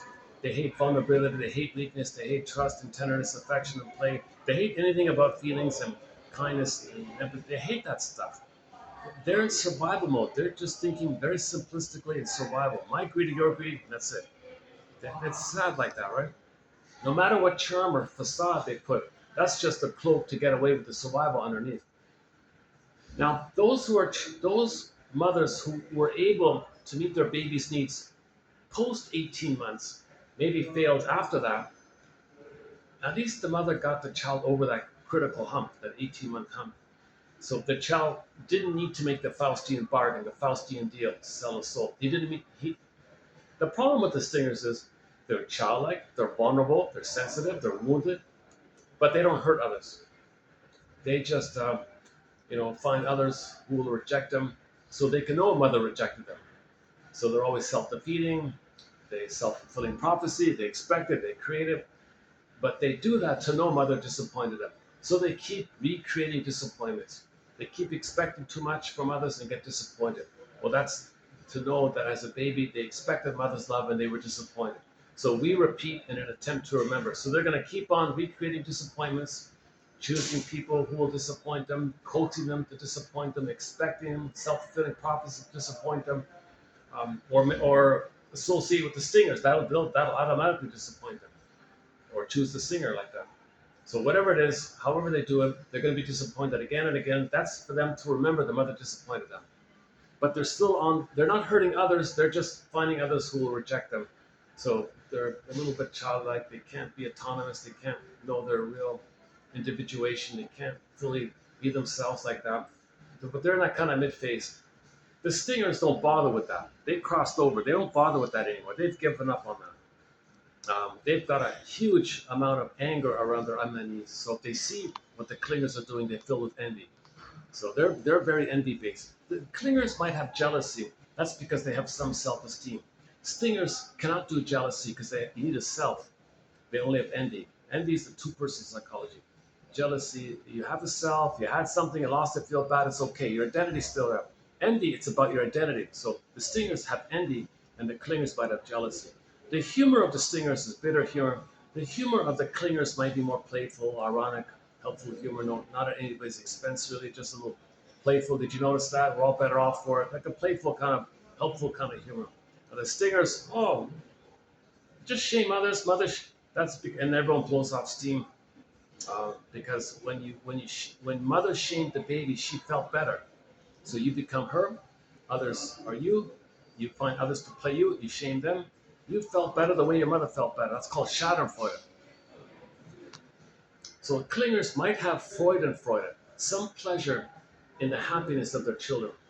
Okay, stingers, they use children and suffer them, and they get pleasure, somehow like that.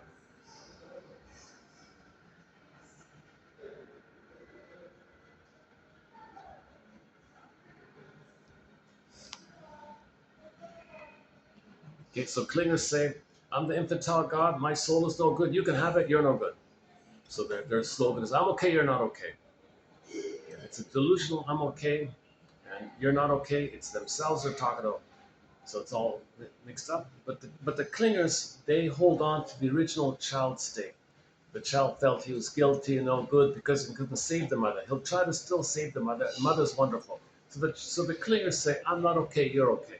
Now, if the clinger marries a stinger, oh boy, the clinger is making a huge mistake. Okay? The stinger will be thrilled to have somebody to shame, hate, belittle, envious, destroy, damage, mock, okay, and cloak it over, of course, and just keep doing it so they get enough supply. So the clinger feeds them and they can shame on them.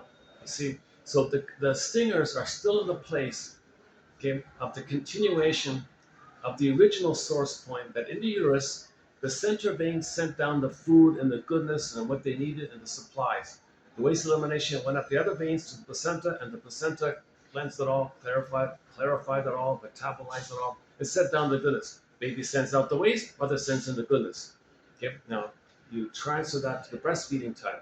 Okay, the feeding is the goodness, and whatever distress or anger the baby feels, the mother recognizes it, metabolizes it, understands it, and responds with love. Baby sends out the distress, mother sends the love. So again, okay, so baby gets the goodness, sends out the waste. Okay, so in the stinger personality patterns, they expect others to admire them, okay, think well of them, while they hate them. They're still doing that. Now the clingers on their end, they say, ouch, but that makes sense because I'm not okay, they're okay.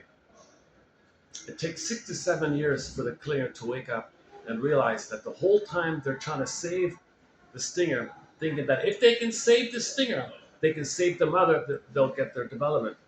Stingers don't care about that. All they want to do is shame because they're married to mom. They are her. They don't have the mutual relating like that. Clingers have the hope for it. The clingers say, come on, let's be partners. Let's grow together. Let's heal together. Stingers say, I don't care about that stuff. I'm addicted to shaming you. They're in this perverse kind of thing, like with they call it, the shrieks call it perverse logic or something. Clingers have a naive, childlike kind of place. When the clingers finally wake up, they're surprised that this was the case, and then they play the song "Won't Walk Down That Road No More" by April Wine, the band April Wine. They have a song called "Won't Walk Down That Road No More," where she said, "I gave my soul away like this for 6 years, and they shame me. I'm not gonna do that. I'm not gonna walk down that road no more." And all the survival songs. So we played the Glee cast one, the "I Will Survive" slash Survivor, and so on. That's Destiny's Child, right? Survivor, and Gloria Gaynor is "I Will Survive," like a combo song by the Glee cast. A very, very good cover of that.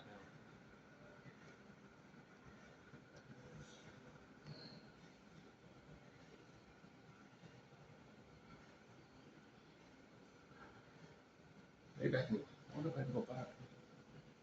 Let me check back to see if I go back to where I was. I don't want to spend too much time here because the front The front desk is just sort of behind me there. See, in that place, the front desk is way at the other end,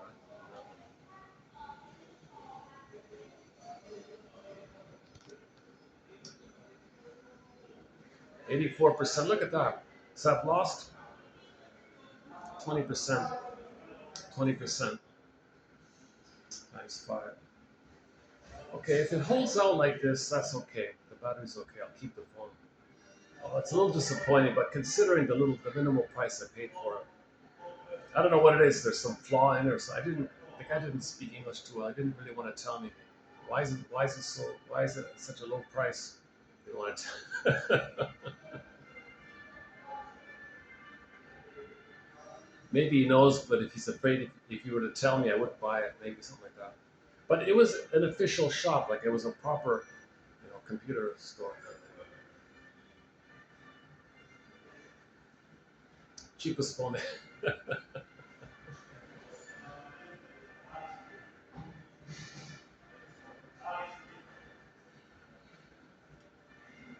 Not much about her on the internet. Funny thing, I looked on the internet. Not much about her.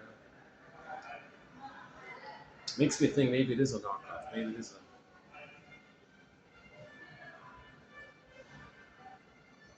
Well, let's see. Let's see.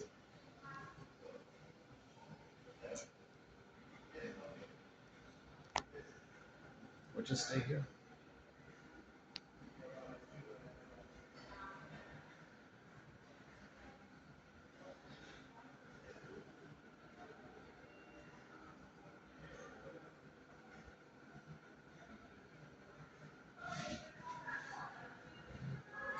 Yeah, let's just take a peek over there and see if I can continue over there. Just give me a little break here. Oh, I can play the song. Huh?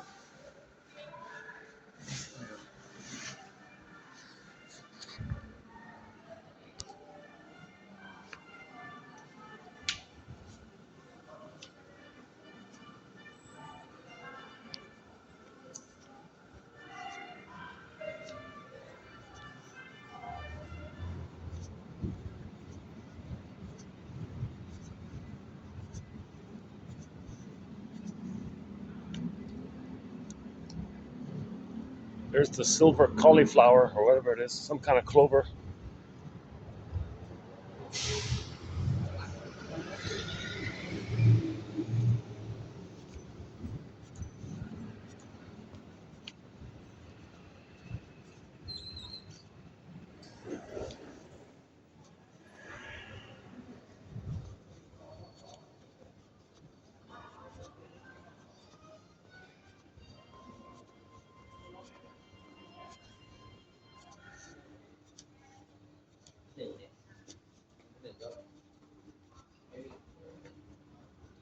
Oh, they're still there. Oh, that party's still there. Oh my god,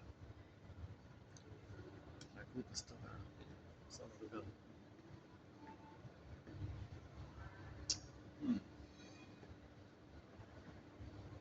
They must be near They must be close to finish. Or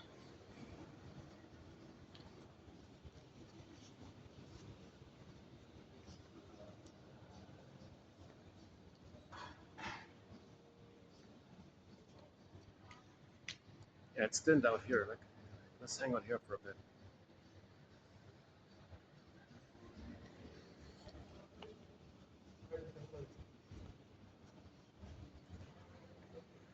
What about this right here? A second.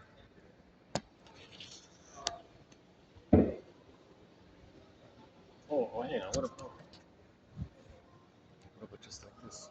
What about just like this? Yeah, okay. Let's just hang out here for a bit. When they leave, I'll go back to the cherry blossom spot. Usually this part is packed.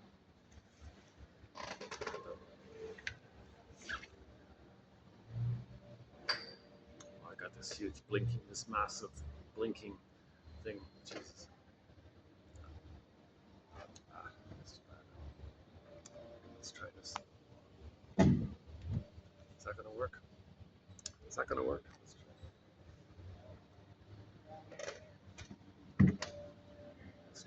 Let's try that. Okay, okay, let's try this. Let's try this.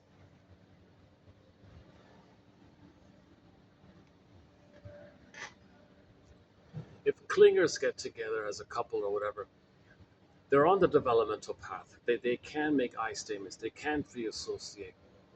They can self-reflect. They can move forward because they're connected with themselves, and they know they have some sense of having themselves. It just didn't finish development, so their orientation is sort of that way. When they marry a stinger, it's because the stinger promised them, and they were alluring like that because the stinger had an intuition that if he said what the clinger wanted to hear, gave the impression, didn't say it directly, but gave the impression that maybe it's legit or something. Um, See, the fish sees the bait, not the hook. The clingers, childlike, they want to believe. So they lie to themselves in a mechanism known as sweet lemons. The stinger's bitter and sour. No, they're sweet because they have a hope that if they save the stinger, that's like saving the mother. And then if they save the mother in the past, they'll get mother's love. So they try to save the stinger, thinking they're trying to save the mother. Stinger says, "Oh, what a fool! Who cares? I don't care about that stuff. I just want to shame you because I'm already married to mom, and I'm her. I don't want her love. I am her." Um, so they're in a more perverse situation because they don't even know that that they became her because she hurt him so much, and they made the Faustian deal. Part of the deal is to not be aware of the deal. That's the problem.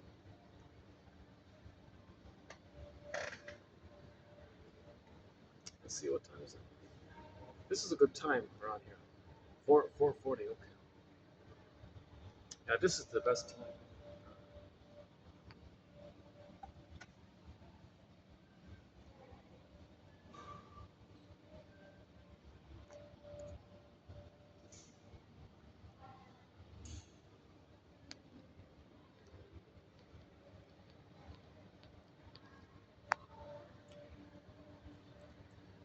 Luckily, this is right on the SkyTrain. It's easy to get here.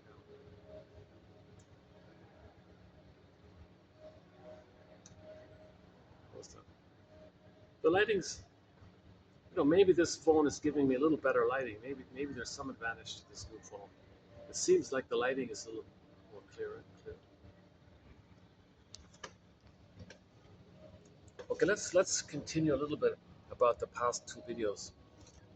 I'm in the middle of doing a preview of an upcoming 3 video special run that we'll be doing coming up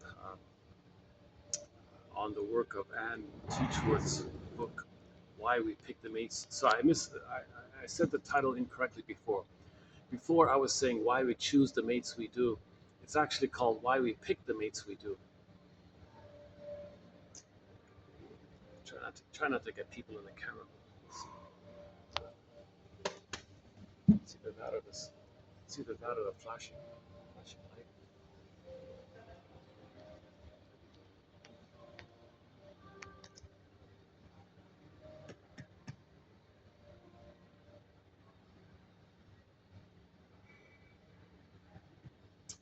Hmm. Yeah, that's really the best spot over there for me. Yeah.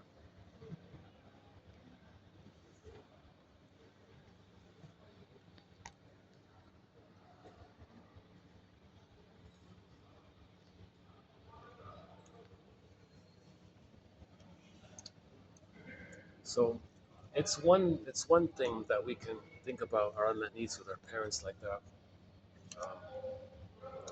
to help in the grieving process if you can talk about it. But there's a separate thing that we can do according to her,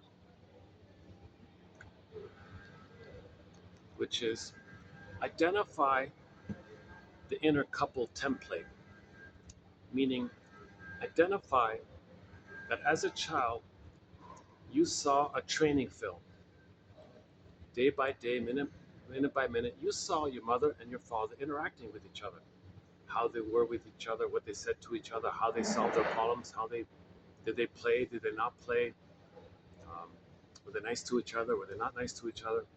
Um, you saw like a training film, and that became an imprint, the couple imprint. Now, Now, during the training film, during your childhood, between up to age 10 roughly, those parents you saw, you may tend to uh, role model yourself after one of them. So that'll be,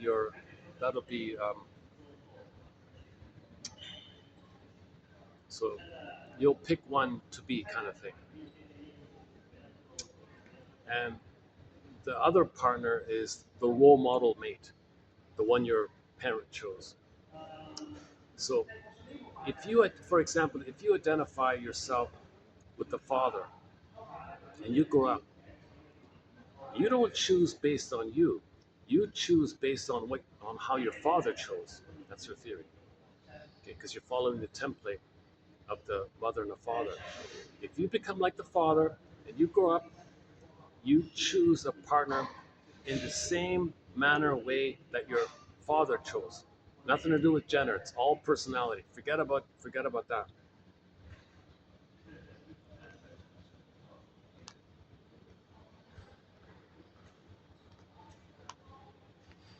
Okay, so for example, if I read it yesterday, yeah, I read it yesterday actually. The last video was a good one.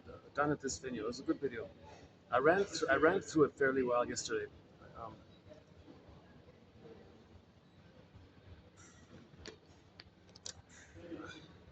yeah, today I'm having an awkward day today. I can tell you the truth. Okay, so um, let's say it's a daughter with parents. Let's say the daughter role models herself um, after the father. Let's say the daughter kind of picks up on the traits of the father and says, "Oh, I'm going to be like him." Okay, fine. And she thinks to herself, you know, I don't like the way my mother is. I wouldn't want to have a like when I grew up. I wouldn't want my partner to be like my mother. I don't like my mother, but I like my father. She says. So the woman said that when she grows up, she would never choose a partner like how her father chose. That's exactly what she did. When the person grows up, they don't choose from their end on the conscious end. They copy and choose the way the role model chose. So if the father chose an aggressive, let's keep it simple. If the father chose an aggressive wife, okay, and this daughter role models her identity after him, that means she will choose how he chose. He chose an aggressive partner. This daughter grows up, she will choose an aggressive partner. So her first husband, she said, "You're aggressive just like my mother. I didn't want an aggressive partner." She complained that she married her mother. She met a fellow, and this fellow acted just like her mother. What the hell? So that broke up. Never again, kind of thing. Sure enough, she marries another guy. Click. He was just like her. Again and again and again. Okay, so the daughter chooses how the father chose if she takes after the father. She chooses how the father chose. She doesn't choose like for herself kind of thing. Okay, she had a brainwashing of a couple imprint, and then you recreate that. The outer is a reflection of the inner. So your outer is going to be a reflection of the inner, a version of the inner, and you're still in the inner because it's painful, it's unresolved, you couldn't leave it, it's a compulsion to repeat, and you're still there uh, because you didn't get your needs met with your parents. So you just recreate your family kind of thing. So your first marriage looks like your parents' marriage kind of thing. She said. So let's read that. Let's read that quote about that example. Hold on a second. So that's a good example. About the woman with the four marriages. I have it here, Andy.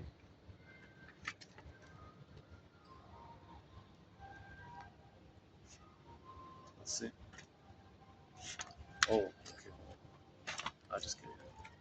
hang in, bear with me. Was it 41? Oh yeah, here we go, here we go. So the example I just gave comes from this part here. The woman said that she hated her mother and wanted to leave the home, kind of thing, to get away from her mother. Quote, I married at 17 to get away from my mother.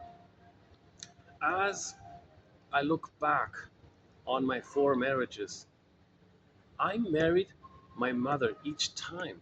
They treated me the same way she did. It's as if she was here all along in spirit inside my husband's. They were all like my awful mother, one of the same. I've spent 10 years in therapy working on my inner child's relationship with my mother. Now, you, Miss Teachworth, you're telling me that all along it's because I'm like my dad.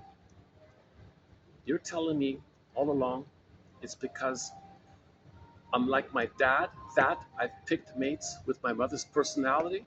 The real problem is that I'm attracted to the same kind of person my dad was too. And so naturally, I selected the same type of mate he did. Are you fill in the blank kidding me? Yikes! Exclamation mark. Unquote. The subconscious goal is to recreate the inner couple. Your mother and father's relationship, like it or not, became the basis for all later intimate relationships between you and other human beings in your adult life. Since there were only these two lead roles in their relationship example, you will take after one of these adults more than the other. It's like a hypnotic, the duck, the quacking, the hypnotic trance. The set of instructions that led you to pick the mate you did was, in every sense of the phrase, a post hypnotic suggestion because it functioned without your conscious awareness, controlling whom you would attract, select, and marry. Left untreated, the unconscious inner couple imprint became the client's only couple imprint for their own relationships later in adulthood.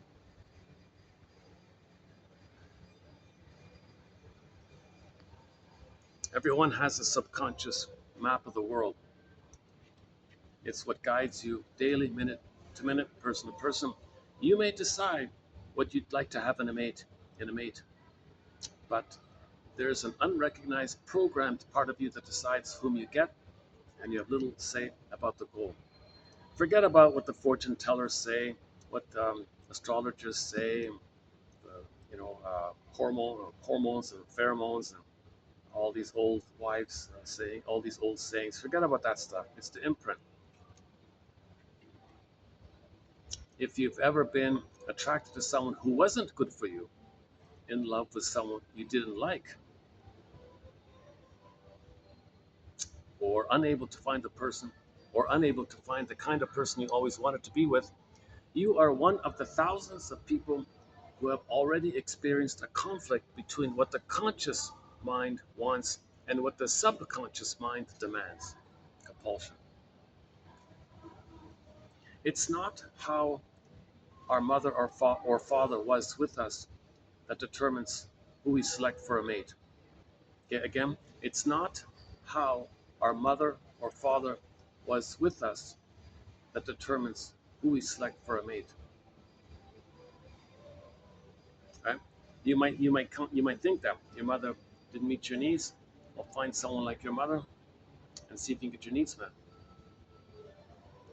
You'll only choose her if you role model after the father. And he chose her, then you chose her that way. But if she didn't meet your needs and you role model yourself after her, then you'll choose how she chose.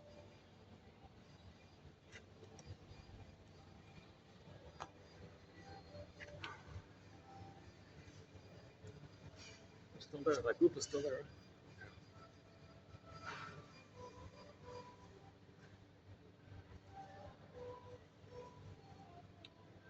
It's how our mother and father were with each other in our early childhood that forms the marriage imprint, the inner couple. For your inner adult, there is only one way to be when you grow up and have a relationship. Be like that parent you chose. So you're gonna choose a parent and then be like them. You don't choose for yourself. You choose how your parent chose, and then find someone for the other role, and then you're gonna have a relationship like theirs. You're gonna be like that inner couple. The inner couple was the training film that you watched every day as a child. Your parents had the two lead roles in this relationship training film that gave you your first and only couple imprint in your early years. Okay, sidebar: if somebody lived in a massive family, they may have seen other, they may have had some other films, uncles.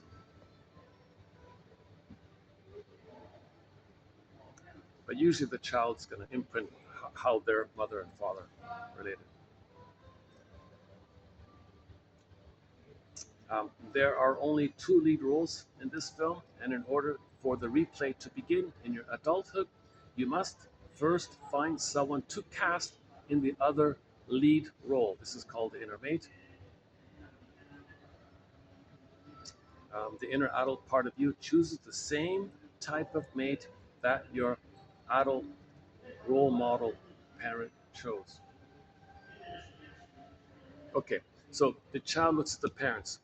The child's gonna say to himself, which is gonna be like a role model for me?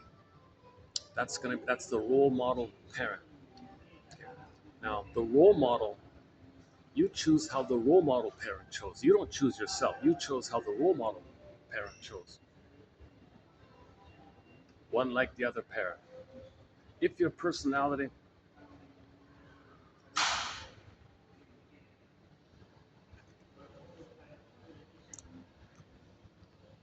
so okay, think of it this way.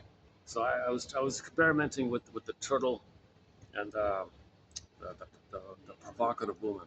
Let's try it again quickly. So let's say the child had a father who was shelled off, avoidant attachment style. They don't want to connect, they don't want to share, they don't want to talk, newspaper type, leave me alone, ivory tower, shut down inside, didn't want to connect, didn't want to share, talk about the day, nothing like that. They didn't play or holidays, just leave me alone. Um, just leave me, came home, turns on the TV, hides behind the paper, leave me alone. Even ate by himself, didn't even want to eat with her, so I don't know, something like that. So he was the turtle. He had a real shell because he had an immense memory of his mother engulfing him. He put a shell, and then he transfers that mother onto his wife and thinks any request, any wish that his wife wants, he thinks the mother's going to engulf him. So his partner reminds him of the mother who engulfed him. So he's still in the past. So he had a shell, and he wanted to fight with his mother. But the partner isn't the mother back in the past, but he's determined to master the trauma, master the pain with this demanding, engulfing, gobbling mother. So he put a shell, turtle shell. He wanted to thicken the shell all the time.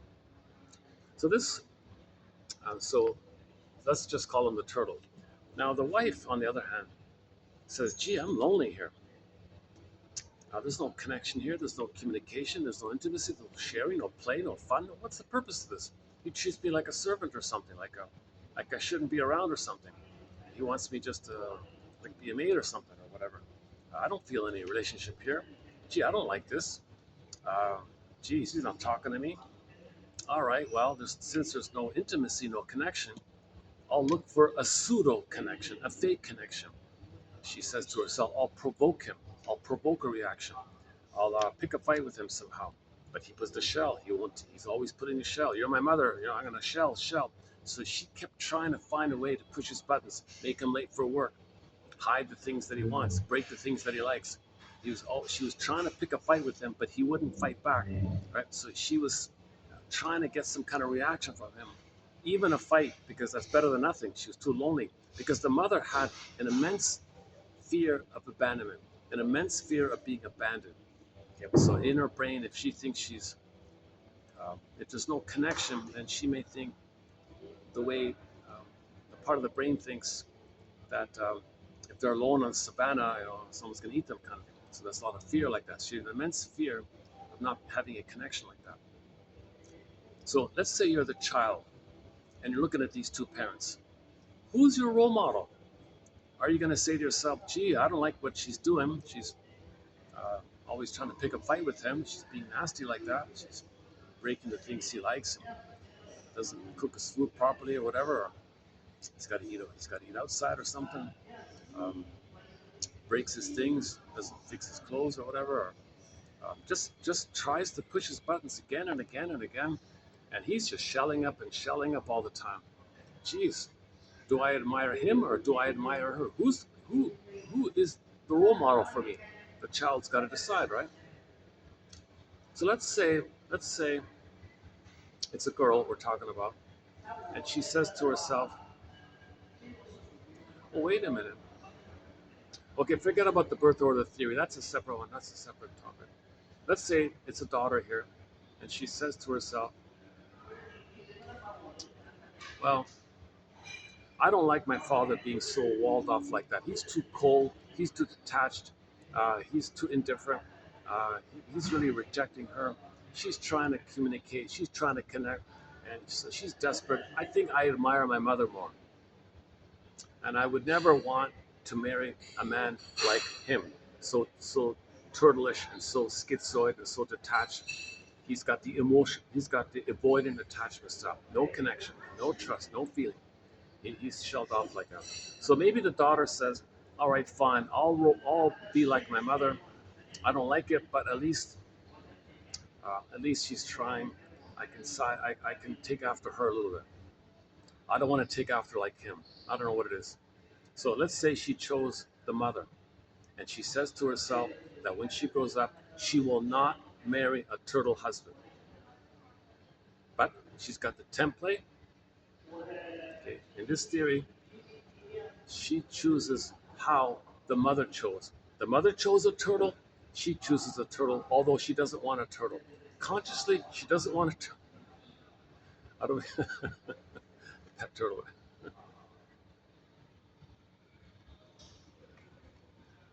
So consciously, she says she doesn't want a turtle husband, but since she's the mother, she's going to unconsciously choose a turtle husband. And then a little while later, she says, "What the hell? I recreated the exact same thing my parents had, and I didn't want this. This was painful. I didn't like this, and here I am in the very same thing." So it's okay. In that case, she identified with the mother, okay, and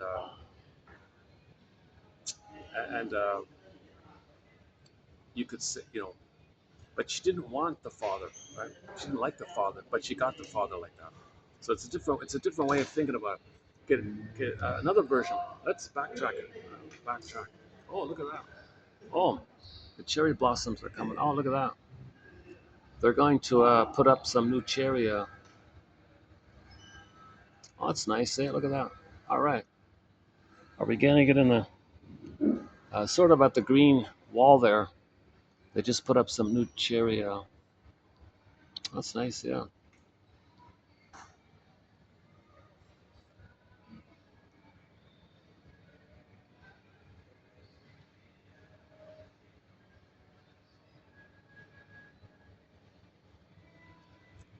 Okay. So another version. Let's say the daughter says to herself, "Gee, I don't like how my mother's always picking a fight like this. That's mean what she's doing. These dirty tricks she's doing. These uh, these sneaky things she's doing. I don't like that. I don't like that. My father, he's kind of shielding himself from her. I kind of admire that. Yeah, and he doesn't take the bait. I'm gonna be like him, and I'm not gonna marry." So the daughter says, "I'm not gonna marry a man like my mother," she might say. So she role models after the turtle husband. Now she herself consciously says, "No, I don't want a provocative drama partner." But her father chose a soap opera drama one. She could only choose how he chose. So she chose how he chose. He chose a drama one, so she will choose a man like the mother. So it's not about gender, right?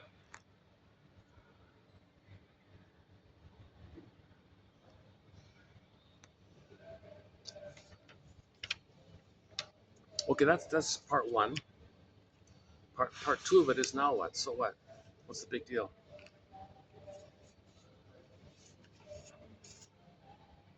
Okay, then the theory is the three chairs. I gotta do it here. Okay, go to yesterday's video. I got people all around me here. Go to yesterday's video. You do the three chair exercise.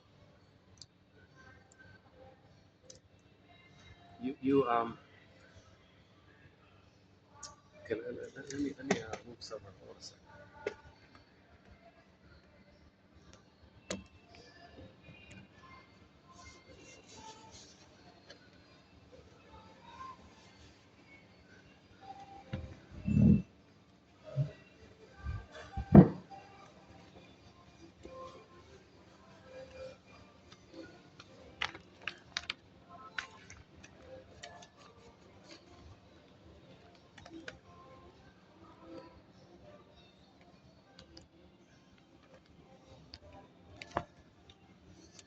They're all taken.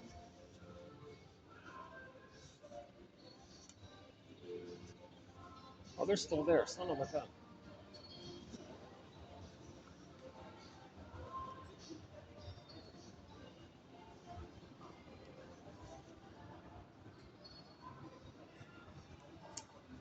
Okay, let's give it a try. Let's.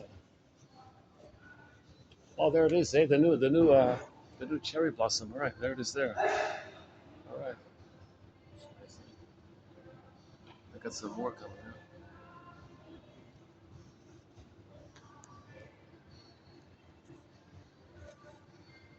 Yeah. Oh, wow. All right.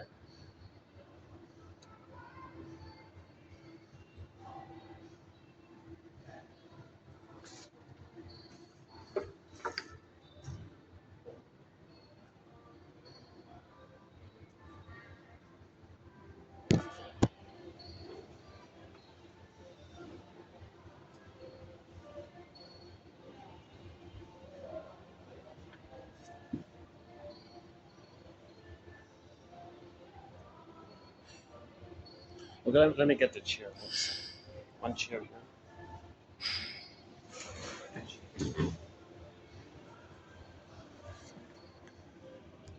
Okay, so you see these two. So you got three chairs, right? Um, okay, so the one there and one there, right?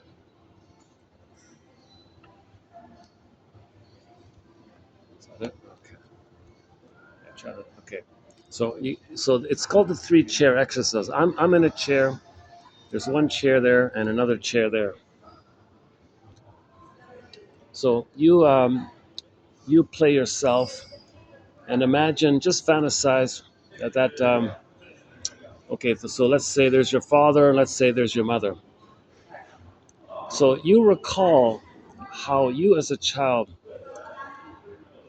you ask yourself, did you like how your parents related to each other? Did you like it? Were they friendly and nice and warm and affectionate? Did they communicate? Did you like the way they interacted with each other? Do you feel it was a safe environment? Was it a good example for you about relationships? Were they? So chances are, no, of course not. You hated it. It was pitiful. It was bitter. Whatever it was. Okay, so then um, the exercise is first realize that they're human beings. So you physically just step into the role. Uh, you want to quote unquote give yourself positive fake memories um, to fill in what should have been there and use that as a springboard, as a new precedent. So just step in your father's chair and say, introduce yourself. Yeah, my name is so and so, and I do this work or something. And I like this or that, or just a short little introduction, just so that you can regard them as a person. And then same thing for the mother. Right? Okay, my name is so and so, and I like this, and this is my hobby or something. Just makes just a brief little interaction about your parents like that. It's for you to know that they're human beings. Number one. Okay. Now go back to yourself.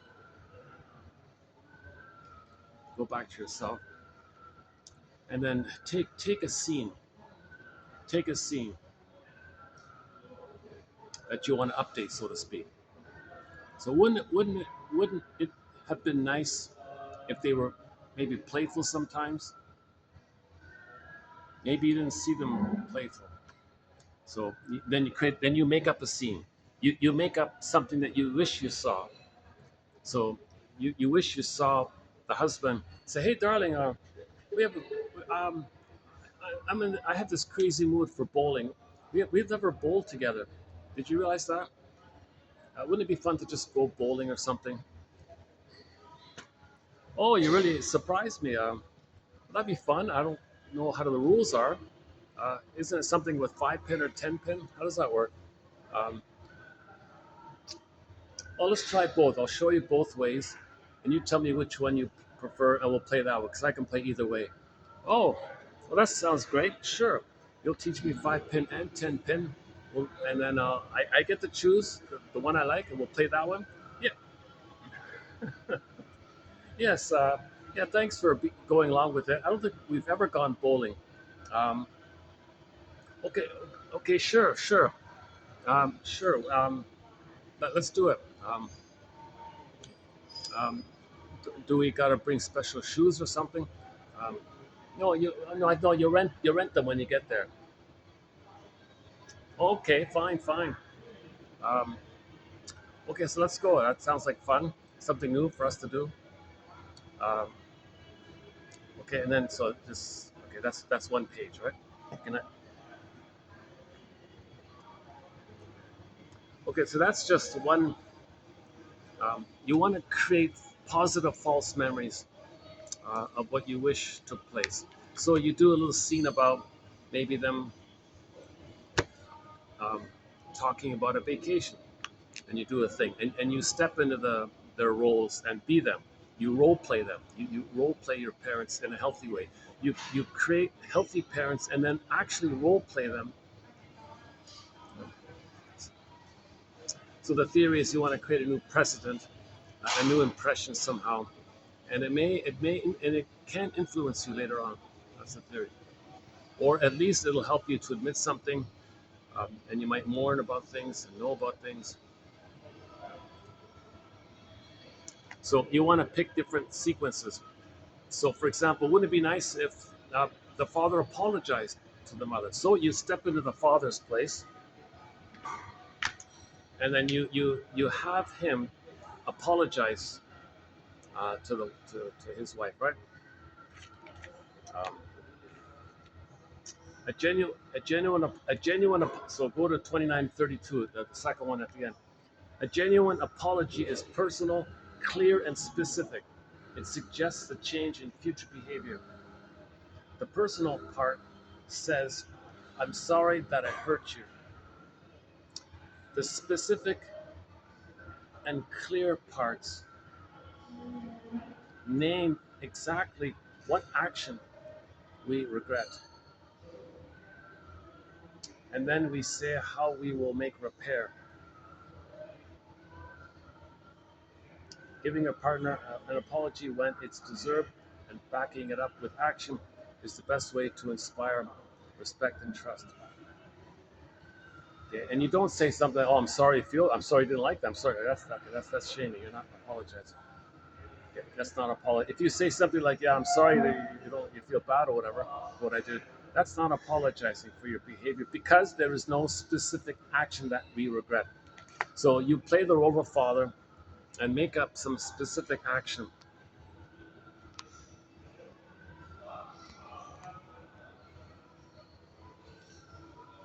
So think about, um, in your childhood something between your parents where it would have been nice if your parents apologized uh, to each other.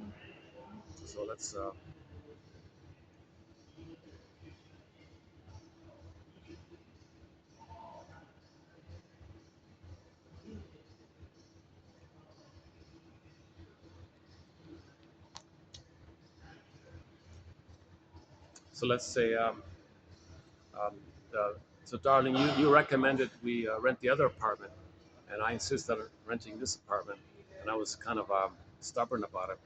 I feel badly. Um, you said that other apartment had more light or something, and I was saying that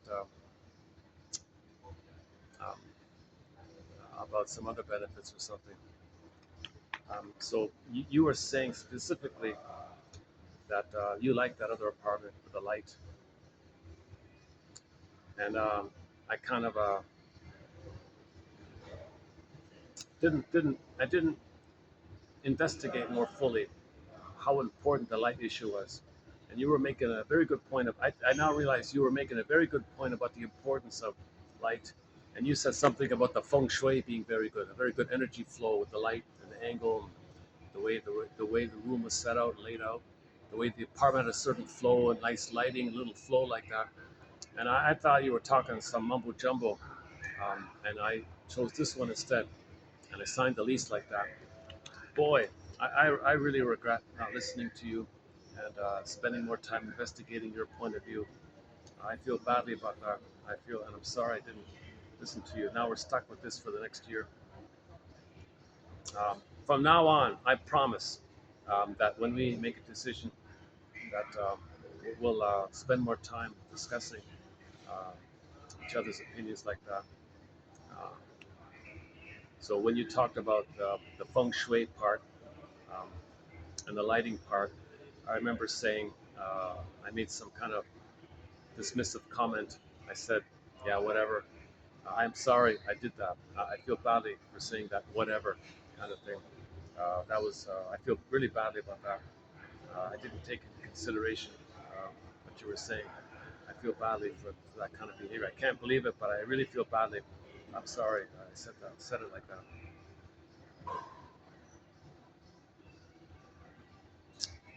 And then you want then you and as a child, how do you want the mother to respond, right?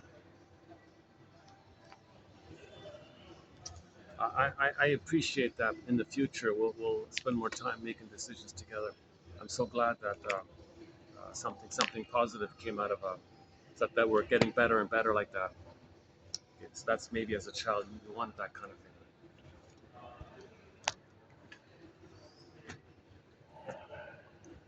Look how quickly these guys put up. Look at that. Look how quickly this is. Oh my goodness. Look at that. In like 10 minutes, they put up this whole cherry blossom wonderland here. Look at that. Wow. Oh my goodness. That was quick, eh? Oh my goodness. These guys work quickly. Look at that. All right. Check out this nice cherry blossom thing here.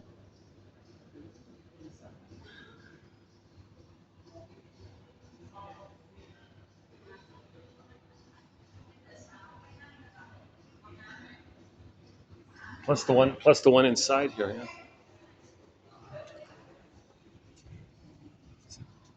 Another angle here.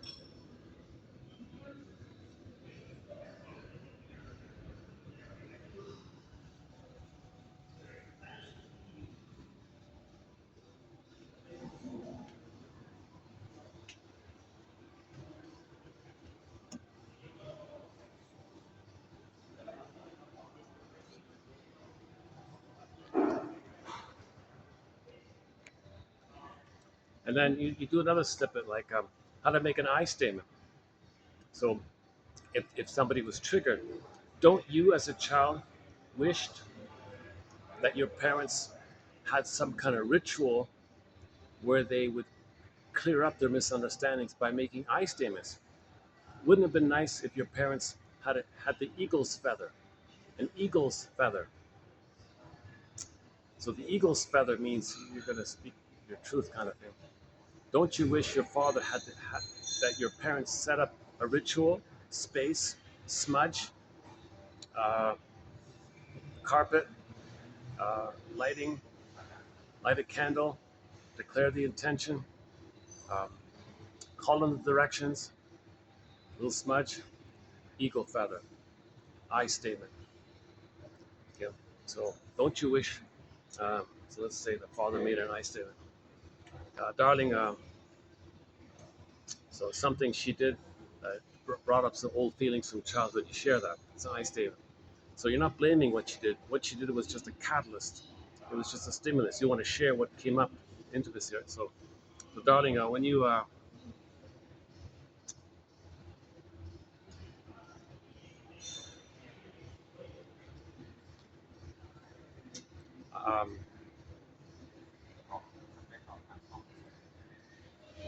I remember you turned on the light and it woke me up early or something like that. Um, so when you turned on the light yesterday, I was triggered. I was triggered. Um, um, it, in the childhood time, I had a need to enjoy what I was doing, but there was an interruption, and I kind of felt angry. I felt angry because I couldn't concentrate, and I was interrupted. So what you did, this little thing about the light switch, um, I'm just sharing that. It reminded me of in childhood times when I had a need to um, relax and enjoy what I was doing, and there were interruptions with the siblings fighting or something, and and I had to leave or something in a rush or something, and it caused a problem like that, and and I felt angry like that. I had a need for trust and safety uh, and warmth like that, and when my siblings crashed in on me or something, I felt kind of angry. That old feeling came up by the behavior of the present. The behavior in the present didn't cause me feeling angry, but it reminded me or triggered me. It was a catalyst for, a symbol for those old feelings. So I just want to bring up that kind of thing. Um, how are you? How are you hearing? How are you hearing this? Okay, so usually the wife wants to give a little empathy. Okay, let me see if I got this straight. When I put on the light, it reminded you of a childhood time when you were interrupted and was angry, and some of that anger feelings came up. Did I get that right? Yeah. Thanks, appreciate it. Um,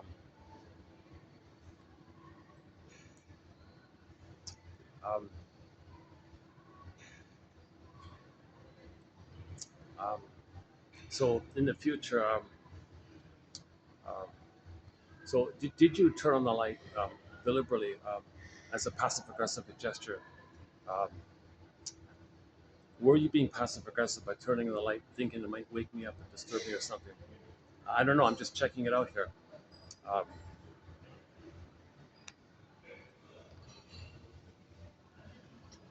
yes. I was passive aggressive. I was angry at you. Oh, can you make an I statement? Okay. So 2 weeks ago, such and such happened. I was angry and I didn't communicate it to you. I bottled the angry in and I expressed my anger by waking you up. Oh,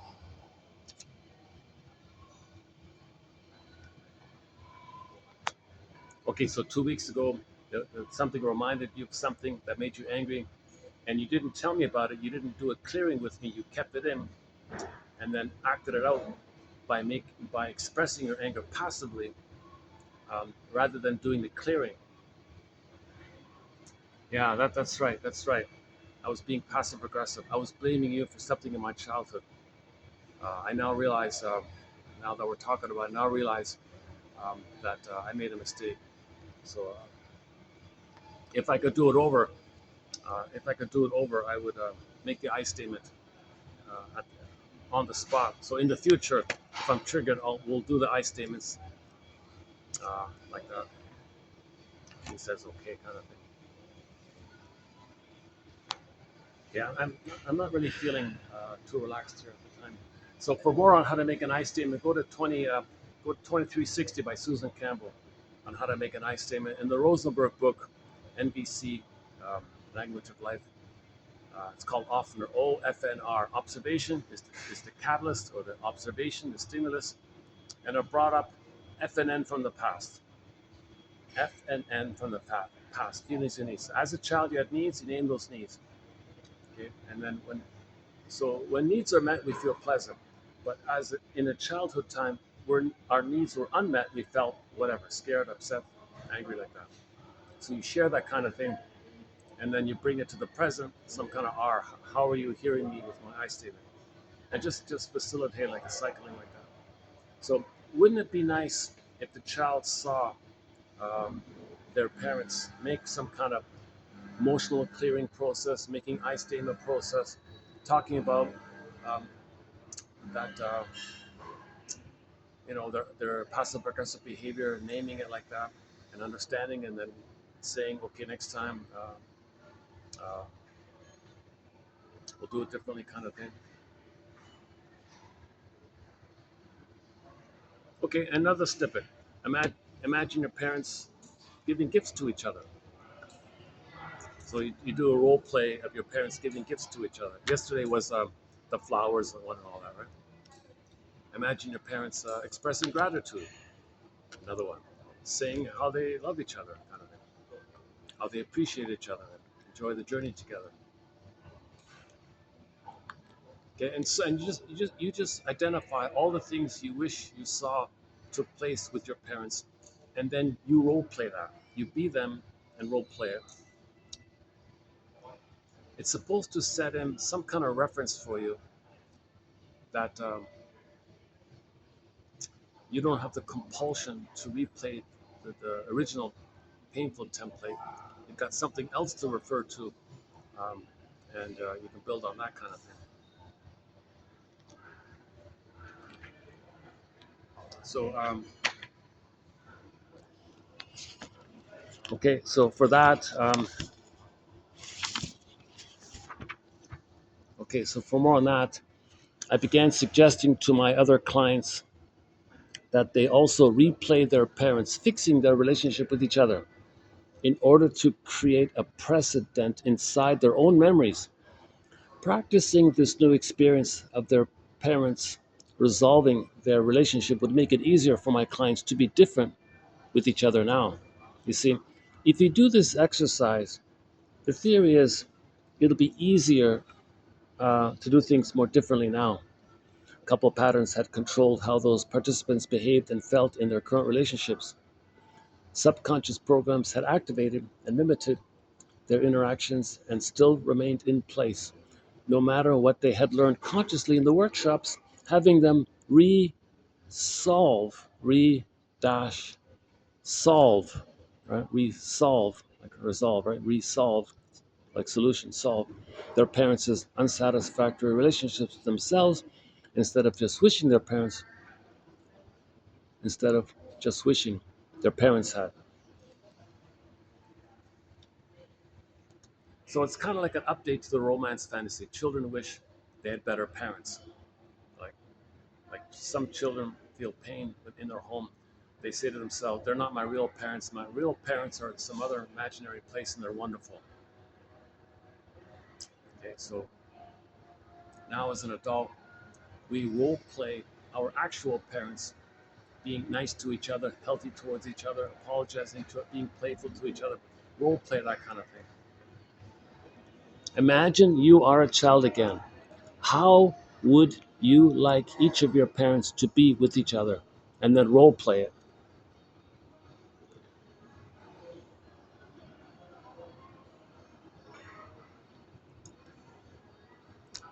You see, you think you're looking for the perfect mate, but you're going to end up with the perfect match, the template match. So you're looking for the perfect mate, right? No, you get the match and the template match.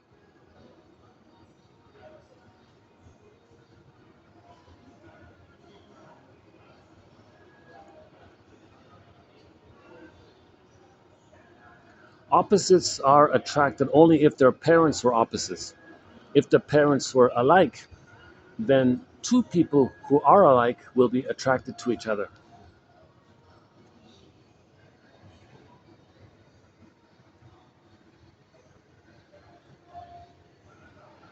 So in the template, in the child's template, if the parents are opposites, then they will be one.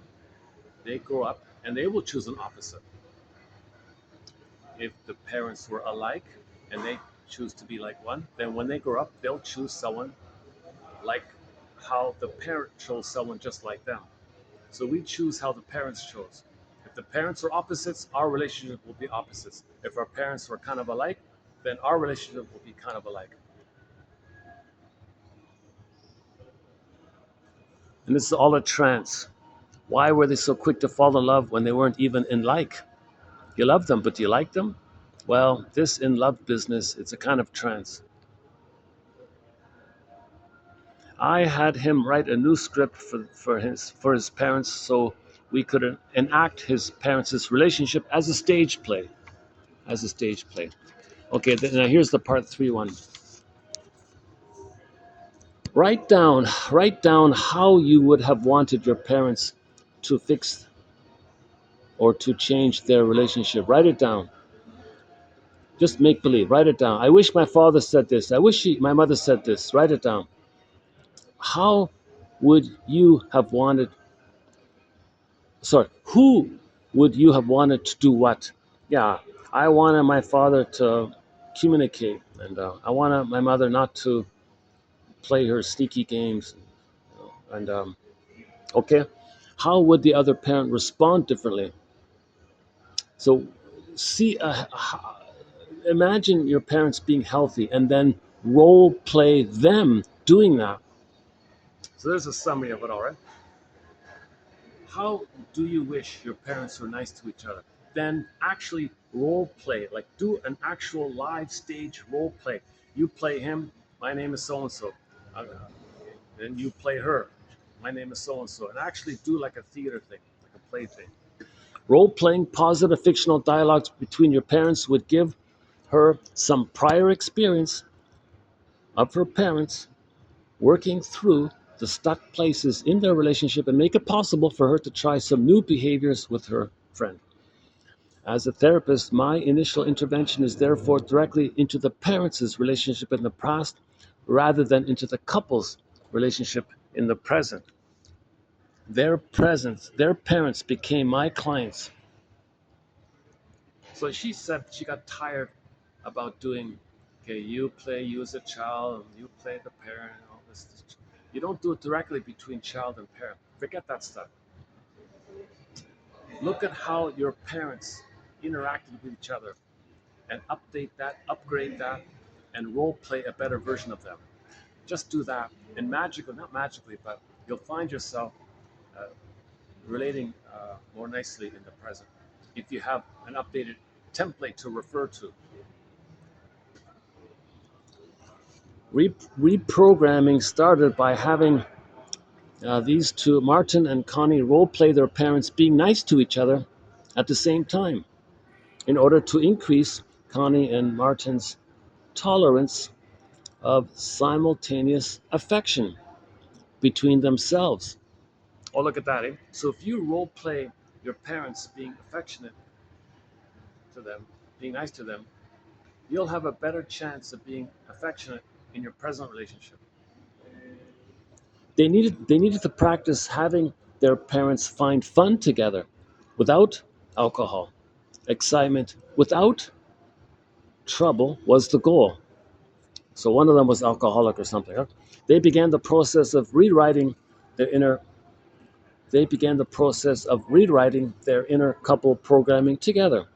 2 months later they had a breakthrough. Connie came in beaming. Well, she said, I remembered when we role played what we wanted our parents to do. So right before Martin was getting ready to go out again, I went over to him and gave him a big hug instead of yelling at him. He started crying and told me he didn't know why he acted so cold to me when I was everything he had ever wanted in a wife. We went to the kitchen, had a long talk. It was like our personalities switched back right then and there to how we were when we first met. We both want to stay out of trance. their original matching inner couple sets, each with one parent being a drunk, the other parent being a homebody. Opposites. Two drunks or two homebodies might not have had such a problem with each other.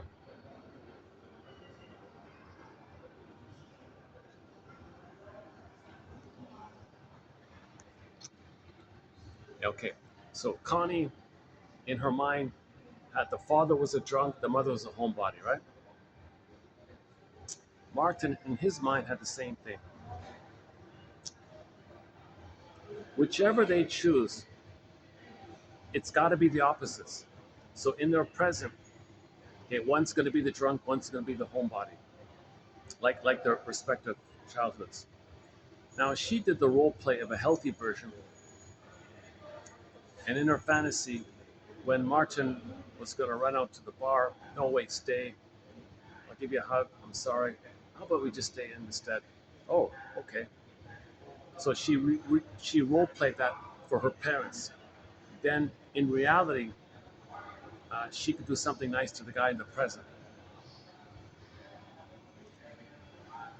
See, the theory is if Connie, if Connie's parents were both drunks and they were like, okay, if Martin's parents were both uh, homebodies, well, they wouldn't get married, right? Like attracts like. So, okay, if Connie's parents were both drunks and Martin's parents were both drunks, okay, then they'll both marry drunks. So they're going to be drunks. If they're both homebodies, if she's got two homebodies and he's got two homebodies, then they'll create. Each of them will find each other and create a new two homebodies. Hundreds of books have been written on the subject of mate selection. The common belief when I married, the common belief when I married was the father was always the little girl's ideal mate model, and the mother, the little boys, like the song, like the old song, I want a girl just like the girl who married dear old dad. Well, in our case, my husband had to deal with the growing realization that he had married a girl just like his undear old dad, not his mom. Okay, again, so it's not about gender, right? The real problem many couples encounter is not so much the external interference from in laws, but internal interference from programming which begins to surface inside each partner after they become a couple. In effect, the prior the prior example of your parents' relationship is transferred. Okay, like transferred, but like hypnosis, transferred. So when you transfer, you're in a trance, transferred into yours. It is not your inner child or self that picks the mate. Yeah, you don't choose, right? Your inner child grows up to become one of the adults, and then you make the same mating decision as your pre-programmed adult role model parent did. Same thing, right? In the trance of falling in love, you do not see the person in front of you. You see the original mate model parent, someone who reminds you of the other half of your inner couple, whether that person looks like that parent or not. Yeah, it doesn't have to be physical appearance. They might not physically look like it, right?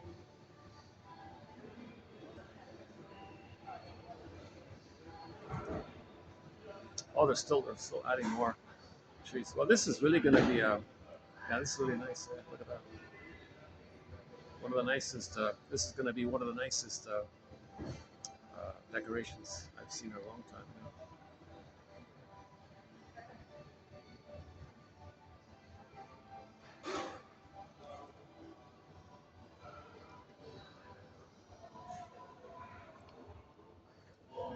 While your conscious mind is looking for the perfect mate for your future, your subconscious mind is searching for the perfect match to your past. That's a good one, right? While your conscious mind is looking for the perfect mate for your future, your unconscious is searching for the perfect match of your past. And your unconscious is in charge. You get a person You get a person who can act like your mate model parent did with your role model, with your adult role model parent. I began to see with my own marriage, as with the couples who came to my office for counseling, that our learned relationship behavior automatically brought us right back into our parents' melodramas and left us there with the same ineffectual interactions they had. As impressionable children, each of us were hypnotized by watching and listening to our adult role model and mate model's relationship. You were programmed from childhood to act, react, and interact as one of your parents did then in his or her adult to adult relationship. You picked a mate, you picked a mate who could respond the way your other parent did then. Your post hypnotic suggestion to recreate what happened between them when you became part of a couple. So it's like a hypnosis. The hypnotist says, "All right, make the sound of a duck, quack. Okay, you marry them, quack," like that.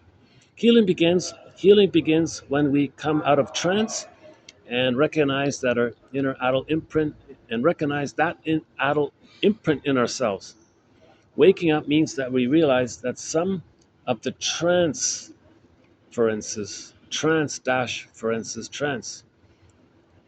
are coming from our own programming. That's the problem, not the solution. The solution lies not in what our partner should do to fix the relationship, but in the knowledge of what our inner couple role models could have done to fix theirs. So there's the key. What could they have done? And then role play that with the two chairs. The effect role playing, the effect role playing your parents as you wish they had been can have on your belief systems and corresponding behaviors. The effect role playing your parents as you wish they had been can have an effect on your belief systems and corresponding behaviors. Drama liberates us from confinement, whether that confinement is socially or psychologically induced. Role playing these basic assertiveness skills helped Kate change adult her inner adult's precedent for passivity and disappointment. Her partner actually appreciated knowing what she wanted and liked giving it to her. It was a surprise to hear that. Oh yeah, okay. So let's say one partner is afraid to speak up. Let's say the child had parents, and one of the parents was never assertive, total doormat or something. Now, don't you as a child wish the parent that was like a doormat would speak up? So you role play that. You step in that, you go to that chair and role play the mother making an assertive statement. When that happened, I felt such and such. I didn't like it. When that happened, I felt such and such. I didn't like it. Okay. When that happened, it reminded me of old feelings in childhood. I'll share that with you. And the pain, that's the pain I'm feeling. I don't like being, please, it's a sensitive trigger for me. Please don't do that trigger for the time being, whatever. So let her speak up a little bit. And then he knows, oh, okay, well, I'm not a mind reader. I can't read your mind. Now that you're telling me that this little thing I'm doing triggers so much in you, I didn't know that. I felt strange. I felt confused by it. But now that you're making it clear, and that I know clearly that you don't like it, okay, I'm relieved. It stops me from trying to read your mind all the time. Their parents became my clients.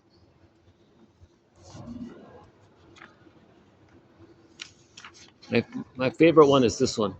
If we know love is blind, why do we believe in love at first sight? So we often say love is blind. Oh, yeah, love is blind. So why do you believe in love at first sight? Love is blind, but you believe it. We believe in another one. We believe in love at first sight when actually most relationships begin as love at second sight.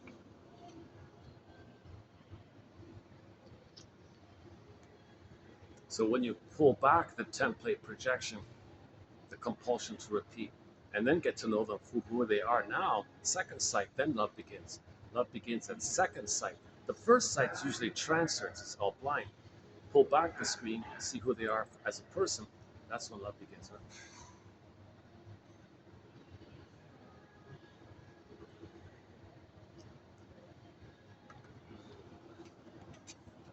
See your parents as the people they were to each other, not as the parents they were to you. Yeah. Don't think about so much your parents to you, your father, your mother to your father to you. Just turn the page for a minute and focus for a time being on how was your father to your mother as a person, and how was your mother to your father as two people, and then role play healthy versions of them in the three chair exercise. If you The Gestalt people have a slogan: if you always do what you've always done, you'll always get what you always got. This is a statement about trance. Gestalt therapy is to bring clients out of the trance they are living in.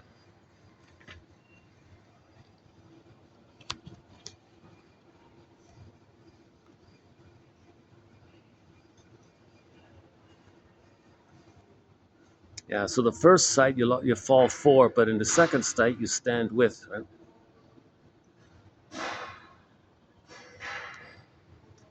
Let's see, how's the battery? Look at that, 70%, eh? Jesus, eh? A little disappointed. I thought I'd have like 100 hours.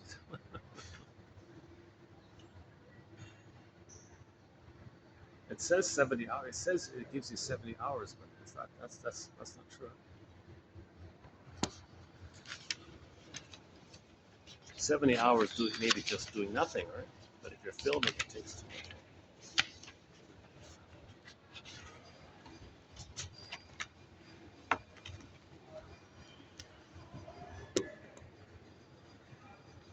Okay, we did some quotes by Marie-Louise von France recently. And,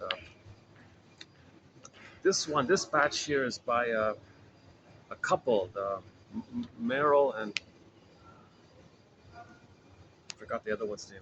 Fossum. Fossum, is that right? Robert, I heard about them by Robert Bly. They have a famous book called Facing Shame. So this is from the same couple. A second. Let's do this. Oh, let me return this chair. Oh my God. All right.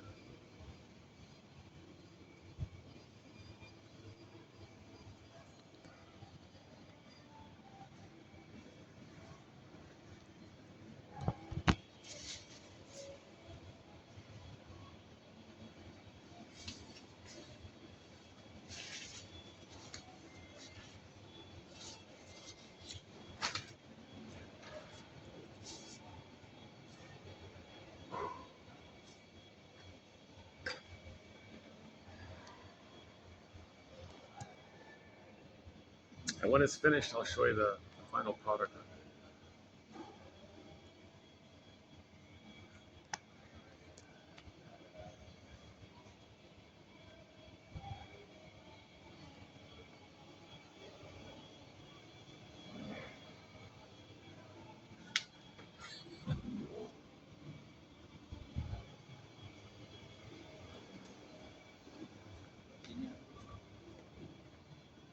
Oh, oh, they're just gonna take a photo. That's my.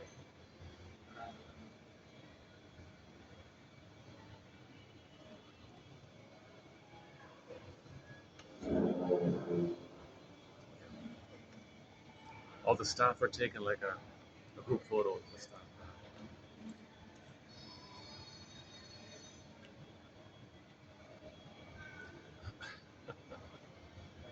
I give them credit. This team really worked quickly, and it looks kind of nice. Yeah, it looks really nice. It's a combination of the lanterns, the fishes. Actually, Alan Chinnen tells a tale about called the Shining Fish or something.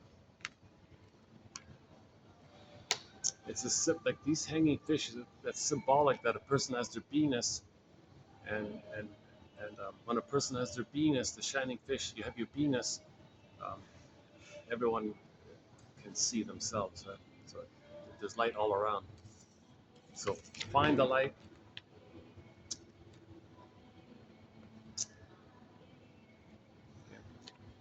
This is like a lantern, a light. These quotes are giving you a night vision, a lantern. So you can look in the dark, get your beingness back, so you can be the light. So find the light, so you can be the light. And when you are the light, that's the shining fish one. Look up Alan Shannon's book. It's in one of those four books: Once Upon a Midlife, In the Ever After, Beyond the Hero, and Beyond the Princess. But that last one got renamed Waking the World for Women. It might be the elder one. I think it's the elder one. Um, in the Ever After. I think it's that one. The last one. Called The Shining Fish or something.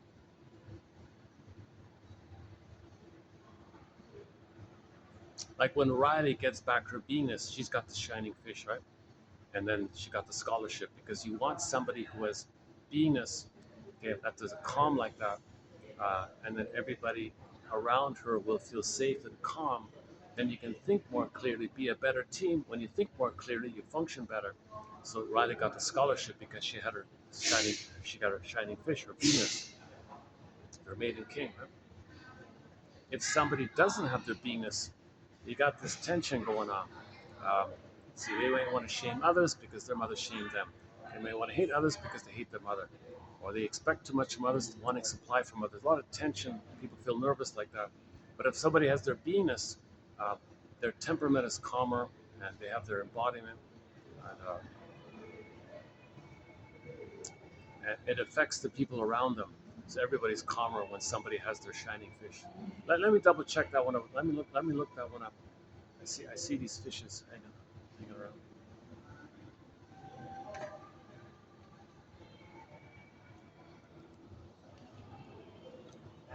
Okay, let's begin with the Twilight Zone. There's a very good episode in the Twilight Zone. The old saying goes, "You don't know a man until you walked a mile in his shoes." Matt McGrady went one better. He got to walk in another man's skin. A simple lesson in compassion, courtesy of the Twilight Zone. Okay, so this is episode entitled "Shades of Guilt," 2002 to 2003 revival of the Twilight Zone.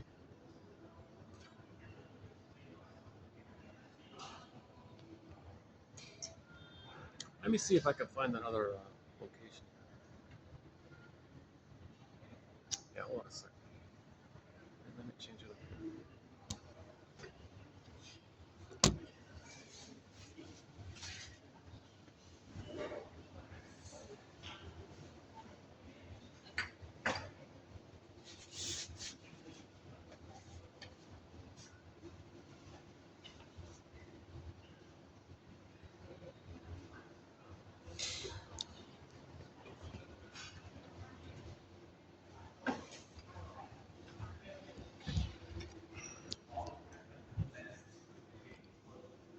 Nice little flower. Yeah, nice flowers. Look at that.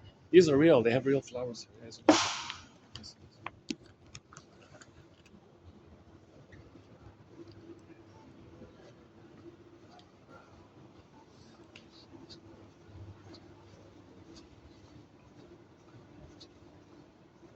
Now this is popular, right? This spot here.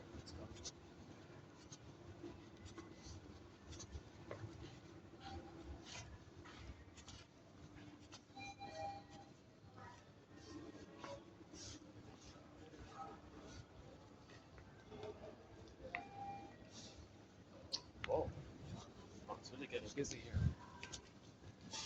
Let's go back to the white chairs.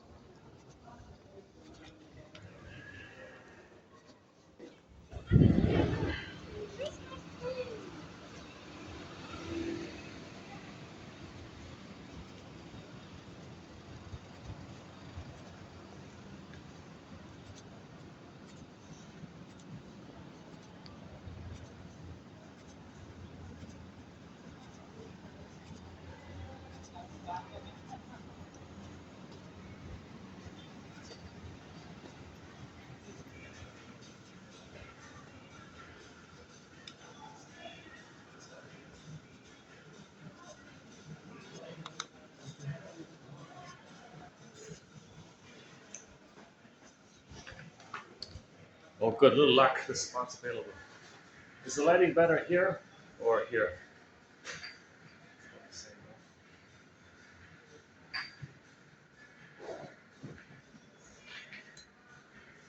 Yeah, so the Twilight, we've been talking about the Twilight Zone for the, oh, not really, eh?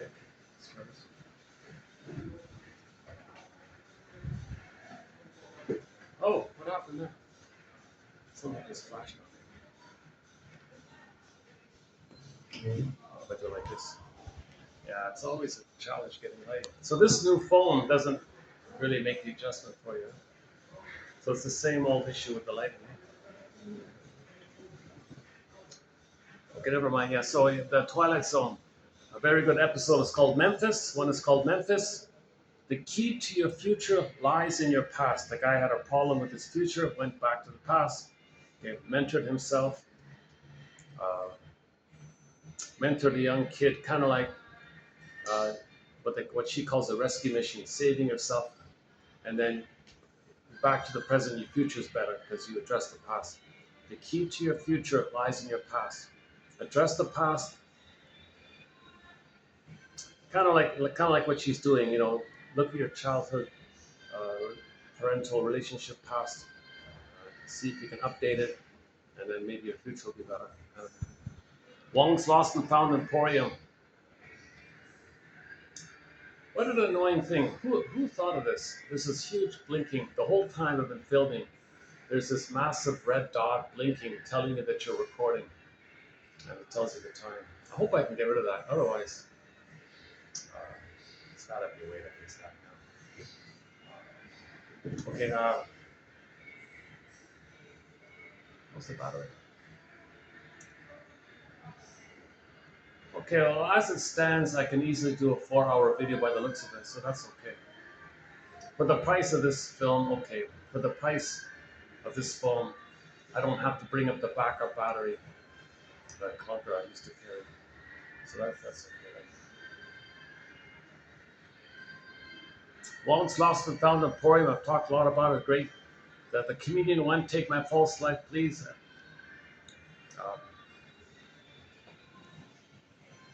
To see the Invisible Man, the one about the Doberman Pinscher, the Groundhog Day one, the guy with the nightmare about guilt, that one. So another one about empathy. So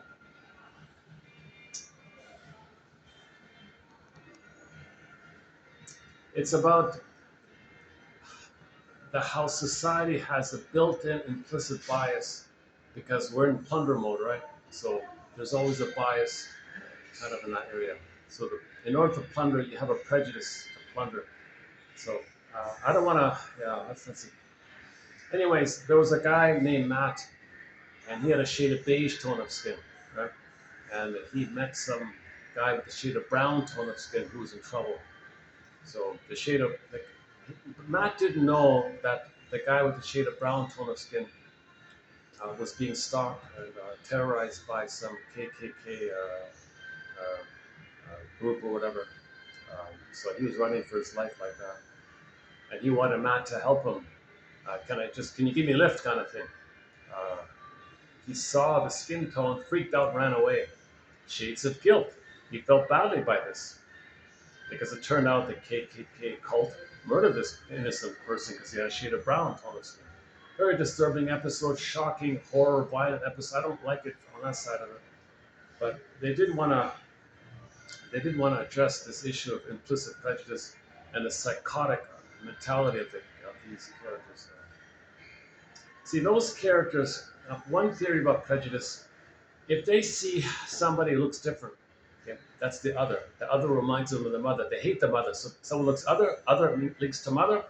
Okay. In the word mother, you put a dash between the M and the O in the word mother. Right? So there's the mother. They hate their mother. Or the other is seen as being different. That means they got enough love to be different. That triggers an immense amount of envy because they didn't get enough love to be different. They can't tolerate difference because they didn't get enough love to find their own differentiation. So someone who looks like other or different, that implies they have a differentiation. So they want to rob others of their differentiation to say their mother didn't there's envy. There's an immense sense of envy. They want to remove the source of envious feelings. So there's this evil cult, whatever you want to call it, whatever you want to call it, this sick cult, this really perverse. We don't know. They don't tell us too much about them. Where they funded like a squad, one of these squads or something, right?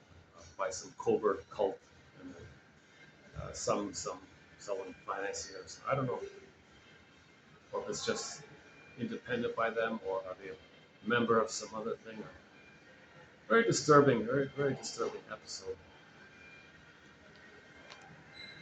So Matt had his cultural conditioning. She had a brown tone of skin. I don't know. All my life, I've been told that you're my mother, and I hate my mother, so I hate you. I can't help you. Now, if you had a shaded beige tone of skin, that's a different story. He even admitted it. If that guy had a shaded beige tone of skin, of course he would help him. He had a shaded brown tone of skin. So anyways, enter the Twilight Zone. So Matt had shades of guilt. So, um, so Matt found out that the KKK cult murdered this professor, this nice professor guy. He had shades of guilt, and it was bothering him. He was trying to talk to others about it, and his wife said, "Who cares?" And his boss said, "Who cares?" His friend said, "Who cares?" Don't worry about it. So he had shades of guilt, right? Something was going on with him, because he knew he was wrong. He knew he wasn't a threat to him. He knew he's a human being, he needed help. So he had shades of guilt like that. So this Matt guy uh, was still Matt with inside, but his body morphed to that professor guy. So now he had a shade of brown tone of skin, resembling the guy who didn't help. Then he had to spend some time as that professor guy. And he got an experience. He got to walk a mile in his body, his shoes, his moccasins. He lived like him for a while. And he saw what it was like. He felt it. Every little thing. Oh my God, everything's biased against him like that. Unless he's an entertainer, or unless he's a football star or entertainer or comedian, or something like that. Or he's a perfect some other area. Unless he's like that, like a perfect servant or something, because um, it's like splitting either or, right? Supply or rage or something. So he spent time as the professor guy. Okay, after some time passed, okay, he looped the scene looped around. He got like a second chance kind of thing. So this time, he started to drive off. Wait a minute, wait a minute, wait a minute, wait a minute. He backed up, saved the guy. The professor said, "Thank you, you saved my life. What made you change your mind?" All I could think about was that could have been me, because he was him. He felt it, empathy. He had empathy because he was him. A lesson in empathy, courtesy of the Twilight Zone. Very good episode, despite it being a shocking, disturbing episode. But that episode is one of the most talked about episodes. That's a heavily talked about episode. It's way up there with that Cradle of Darkness one. So that one was about, um, yeah, that's another one, right? And this woman time traveled in past to stop some puppet from doing some flying monkey puppet thing. So what? She got rid of the puppet. A minute later, a new one filled in for its place. So the message was, the Wicked Witch doesn't care which flying monkey grabs Dorothy. So it's not about that. So they were trying to lead you, they want you to think in those terms. So we always put the focus on the puppets and the monkeys and all that. Uh, and that means the people behind it regard that as approval. Because you're complicit like that, you're afraid like that. So the people behind the scenes give you all these puppets to attack, to protect them behind like that. And they feel that role because they feel important or something. So this woman went into past, stopped some Idi Amin kind of guy, some violent dictator, who was serving the short seller, the plundering system. So the short seller, the hedge fund, or whatever you want to call it, the plundering system, they found some guy who's violent, gave him money and guns and weapons and intel and satellite, told him, here's all the support you need, knock yourself out, get rid of the resistance and hand over the stuff. He was a sicko, he did it, but he caused a lot of harm like that. So let's say 100 years in the future, you want to prevent that harm. You go back in the past and stop that puppet. We saw that. A minute after she got rid of the puppet, another one appeared, pop, like a mushroom or whatever. It's not about that. Playing whack-a-mole with puppets, you're not addressing the source of who's financing the puppets, kind of thing. So as above, so below. So that also, we can temporarily bore that with your symptoms. If the emotional issue leads to symptoms and you play whack-a-mole with your physical symptoms, the symptom will come up again. Identify the source of the pain, grieve the loss, mourn the loss of the loving mother that should have been there. Then the symptom might go away.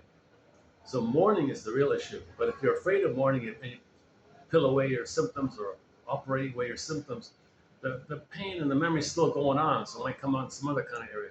So it's a kind of a little bit like that.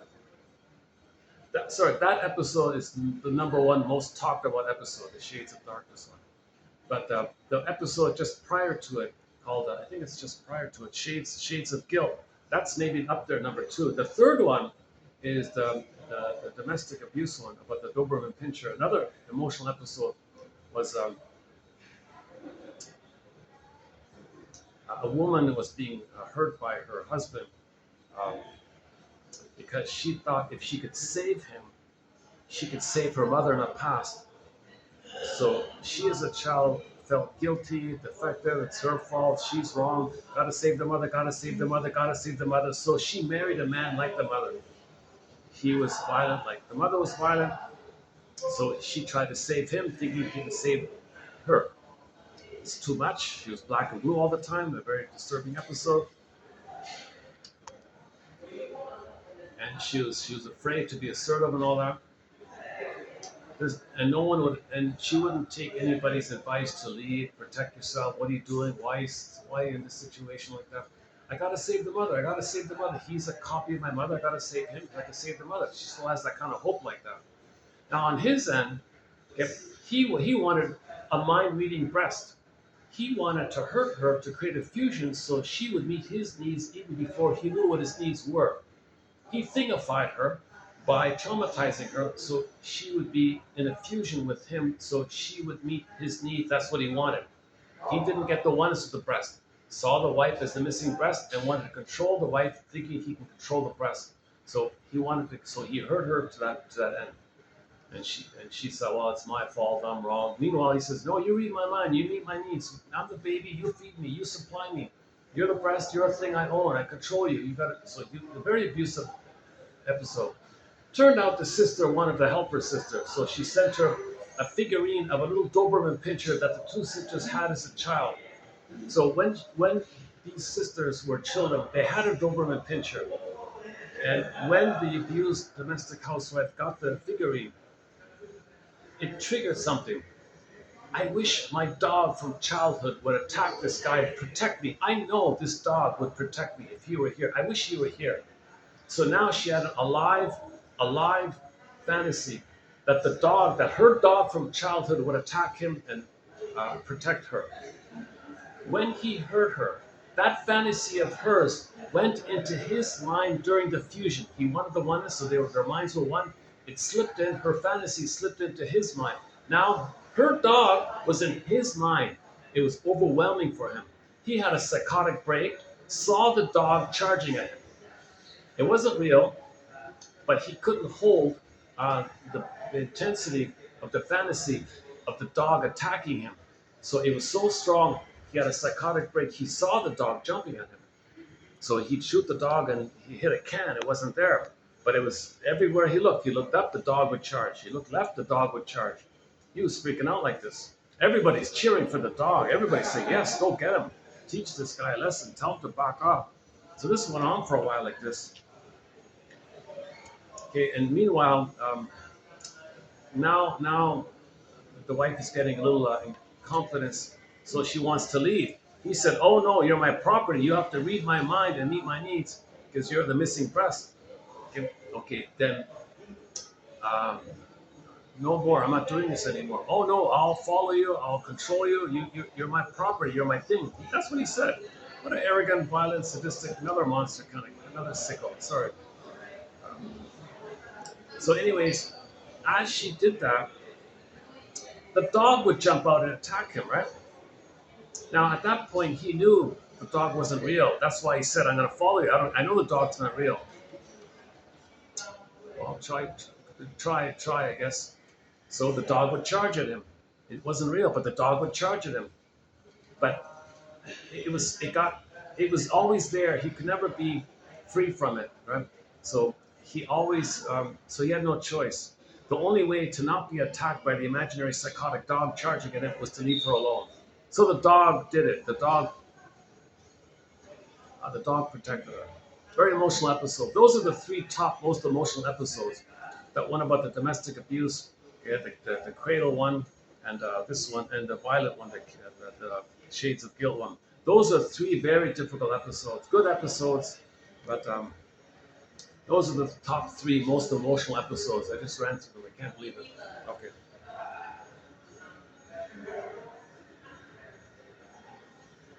Still recording? Okay, it's blinking. All right. I thought I shut out on 60 amps. Oh, the battery.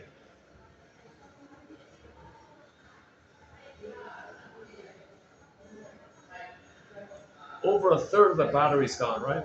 So theoretically, I could get 8 hours, right? If it's consistent, if it's an even drain, then I should get 7 8 hours, right?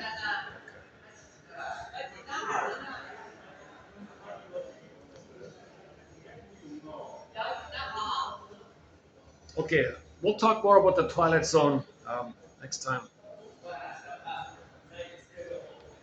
Okay, repetition compulsion. One way we repeat to know the story, one version is the slot machine. So the child doesn't remember that he was allured, other was promising, enticing, alluring, but rejecting. A great hope fell. How do you repeat that? Repetition compulsion. You repeat to get a better past in your fantasy. How do you repeat that? Well, what's symbolic of that? What can remind you of that? What can be a catalyst or stimulus or trigger or some kind of resemblance of that? What can be analogous to that? Well, what's promising and rejecting? Let me think. Oh, what about the slot machine? It's promising. You might win all this money. Put your hope in. Put your coins in. Click, click, click. Disappointed. Oh, a great hope fell. Okay. So you are trying to know that you had um, that you were enticed by your mother and allured by your mother and promised by your mother and rejected. You don't remember that. So you go to the slot machine to re-experience the same thing, to know what happened in the past so you can stop repeating it. So you make the inference, wait a minute, this slot machine, am I supposed to know that my mother was cold and refusing like this machine? That's the idea. Your mother was cold and refusing like that machine. Then you go, you don't need to repeat it. You repeat to get memory and story. Once you get story, memory, and inference, you stop repeating. Once you know that that slot machine is just a recreation of your past, you don't need to do it anymore. Now, if you don't know it, if you don't realize it, you're going to keep on going, kind of thing. Okay, so similar idea. Similar. Somebody quotes Bergler in this area. Another guy here. Okay, under the sway of repetition compulsion, the gambler, the adult gambler, under the sway of repetition compulsion. So because of the compulsion, we repeat and we transfer the past to the present. The compulsion means we're going to transfer that thing in the past to the present. See, the present is new dish to the past. So that's like transferring the past to the present. Due to the compulsion to repeat, you're going to simply transfer to the present. It's a new dish to the past, so that we transfer the past to the present. We transfer the past to the present due to the compulsion to repeat. So endlessly, endlessly reenacts situations of refusal and masochistic misery by provoking Lady Luck, i.e., the mother, or fate, Lady Luck. This is well illustrated in the film Owning Mahoney, based on a true story recounted in the book by Ross, 2002, um, in which some financial guy embezzled all this money to gamble at casinos. In a poignant scene, he rejects the offer of a girlfriend from the casino as part of their covert strategy to keep gamblers who are winning at the table,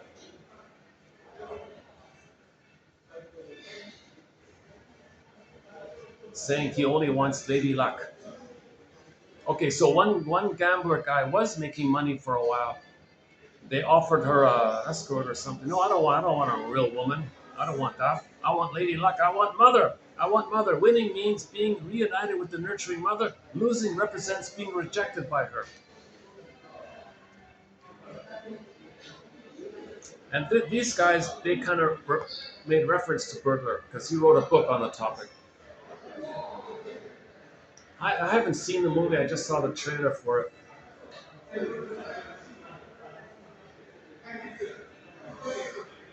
He wants a better outcome for the past. So he thinks that's the trick. They may give you a little few crumbs called intermittent reinforcement. Right? Then you're like the pigeon. Oh, come on, dopamine for the chase. So occasionally they'll give you like a small winning. Um, that's the pigeon. That's the pigeon phenomenon. Oh, it's pretty noisy. Right? Where else can I go?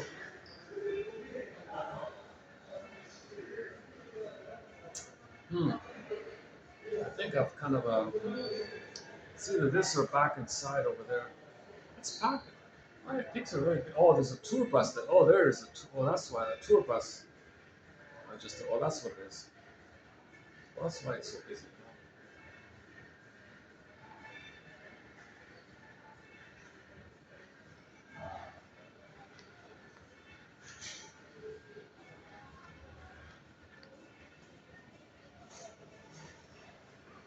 So, he feels important. He's shaking the dice or something. Infantile megalomania. Yeah, control it. I'm a little magic wand.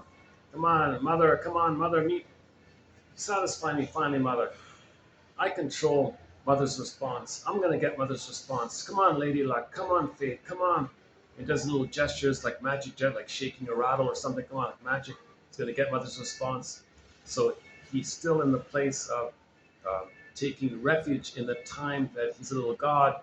And as a little god, magic gesture. Come on, mother. Meet my needs. Doesn't make sense. No material, no money, no thing you get in the present is mother in the past. No cookie, no nothing in the present can be mother in the past. Not making sense. We repeat in an attempt to get memory of what happened. Then we stop repeating. We would argue, following autophanetrol, that pathological gambling should be viewed as more than an addiction, as part of a narcissistic character disorder in which perverse psychic mechanisms are prominent.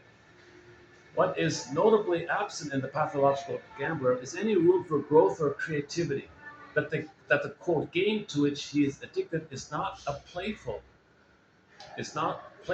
but a desperate conflict between psychic life and death, in which there is no transitional space to play with the fantasy of the object, nor the possibility of a third perspective that could facilitate more healthy object relationships. The gambler remains trapped in a sadomasochistic marriage to the game. Okay, so there's no growth, there's no play, there's no healing, there's no development, there's no learning, there's no third side of the coin. It's just this compulsion to get the masochistic um, bond to the sadistic mother. Mother was sadistic, child was in pain. Recreate that. You're in the sadomasochistic. The casino is the sadist. The people going in are the masochists. Okay? There's no learning. There's no healing. There's no development. You're just repeating the thing. Mother casino. Clients are the children. Hurt again. Pain. Ouch. But it's familiar. Familiar. It's home. It's familiar. Okay. The word familiar. The first part, familial, comes from family. The second part, liar, comes from all the lies that we heard as a child in a dysfunctional home. So the home was familiar. So this dysfunction is familiar.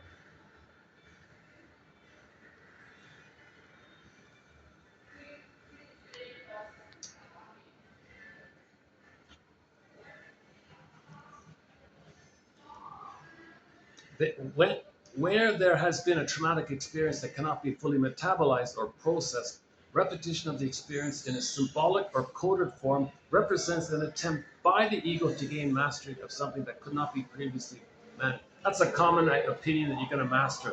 Paulie B. Russell says, forget it. Forget it. You're never going to master that trauma. No matter how many times you pull the lever on the slot machine, um, you're never going to get mother's love back in the past.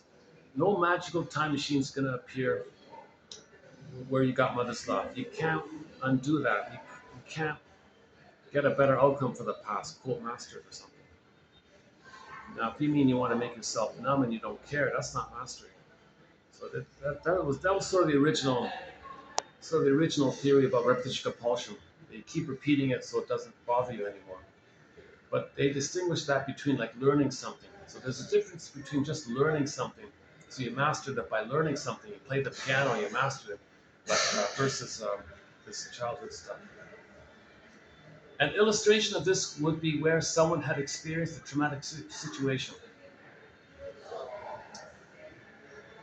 So, for example, the father was verbally abusive, and then they keep finding themselves in verbally abusive relationships, essentially revisiting the situation as if struggling to find a way to manage it. While this may be one element driving repetition compulsion, the repetitive behaviors evident in addictions do not accomplish developmental aims. There is rarely evidence of progression and resolution. The repetition much more commonly has the quality of an echo, i.e., nothing is added or altered to symbolically develop and master the underlying trauma or conflict. So just variations of the same dysfunctional theme, right? You may think that repeating something, you're trying to manage it, like learning in a sense, versus uh, the slot machine one or alcoholism or something like that. Like these cigarette addicts, they can repeat smoking their whole lives. There's no development, there's no healing. In fact, you're making it worse because you're numbing yourself.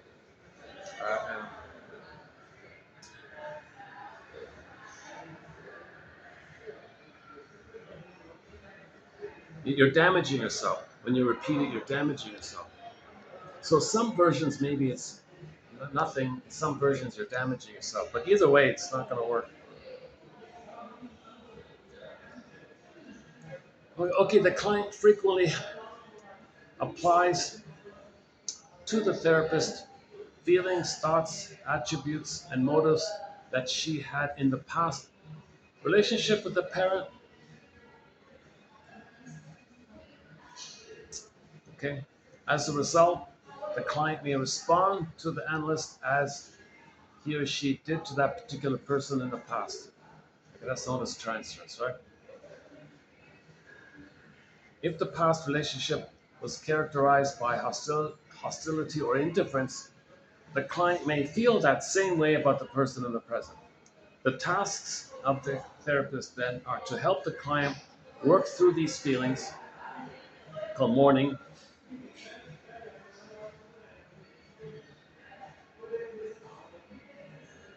So you want me to respond, I don't respond, your mother didn't respond. Admit it, your mother didn't respond. You didn't have a mother who responded to you. Recognize that the analyst is not the mother and stop living within the confines of past relationships. Yeah. We recreate in the present a continuation of the past experience. We haven't left the past home. So you recreate the past home because you haven't left it. It's pain there. You didn't get enough love to leave it. So it's unfinished there. It's unresolved there. So recreate it because you're still there, kind of thing. So again, it's all about mourning, identification, recognition, mourning, admit the truth. Oh my God, that's what happened. Oh my God, you get your feelings. When you cry, you get your feelings. When you get your beingness, you can live a new life. Right? The closeness of a partnership will always reveal weaknesses and disappointments that are not obvious at first.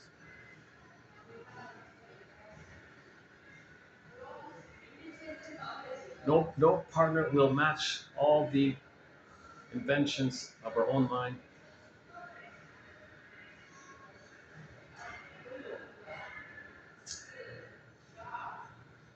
One person said, "It felt like a terrible day when I finally gave up on my partner, but it became the first day of reality for me.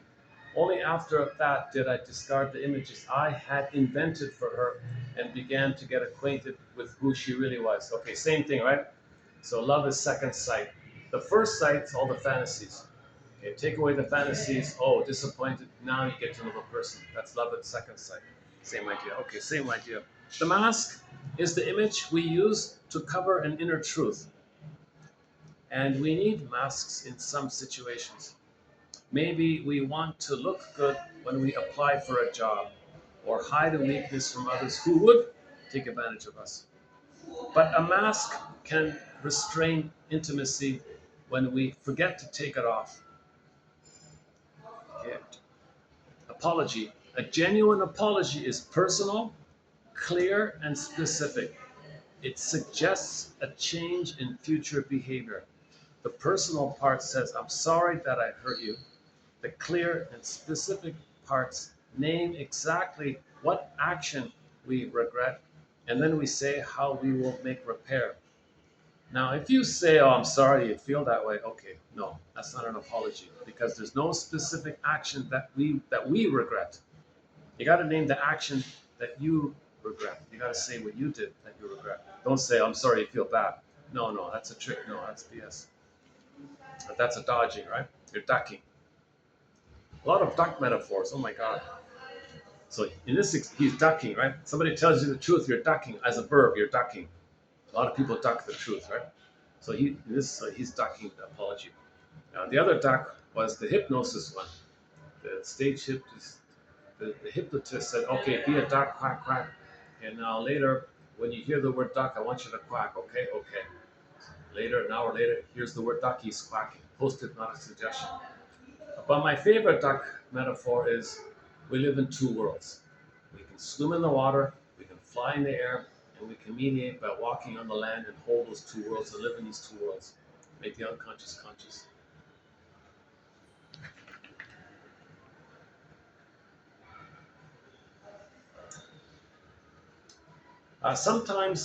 Sometimes conflict persists and builds in our intimate relationships, not because we want to do harm, but because we are committed more to our own viewpoint than to resolving the problem. If we are set on the idea that our partner is wrong, dishonest, controlling, etc., then that is all we see. Well, tell your partner something you learned about him or her in a recent conflict. Tell your partner something you learned about him in a recent discussion. Something I learned about you from the past. If it's cynical, then you didn't learn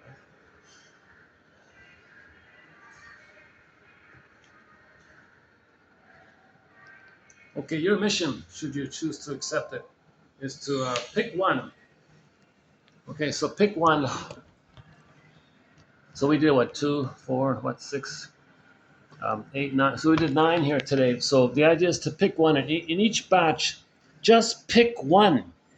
Just pick one. If there's 2, great, okay, fine. But at least just pick one. Let's see. Well, I kind of like the first one because they talk about E Bergler.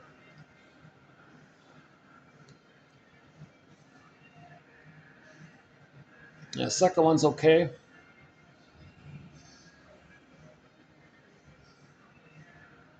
Third one's okay. Okay, that one's okay. Twilight Zone's okay. Yeah, that's a good one. Okay.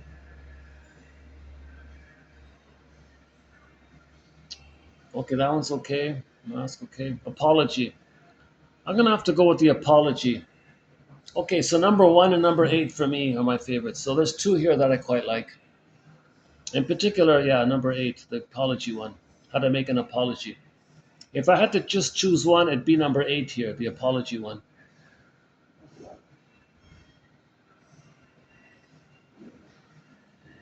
Yeah, I'm just gonna go with number 8. Number one's good, but I just want to pick one. Okay, that one there.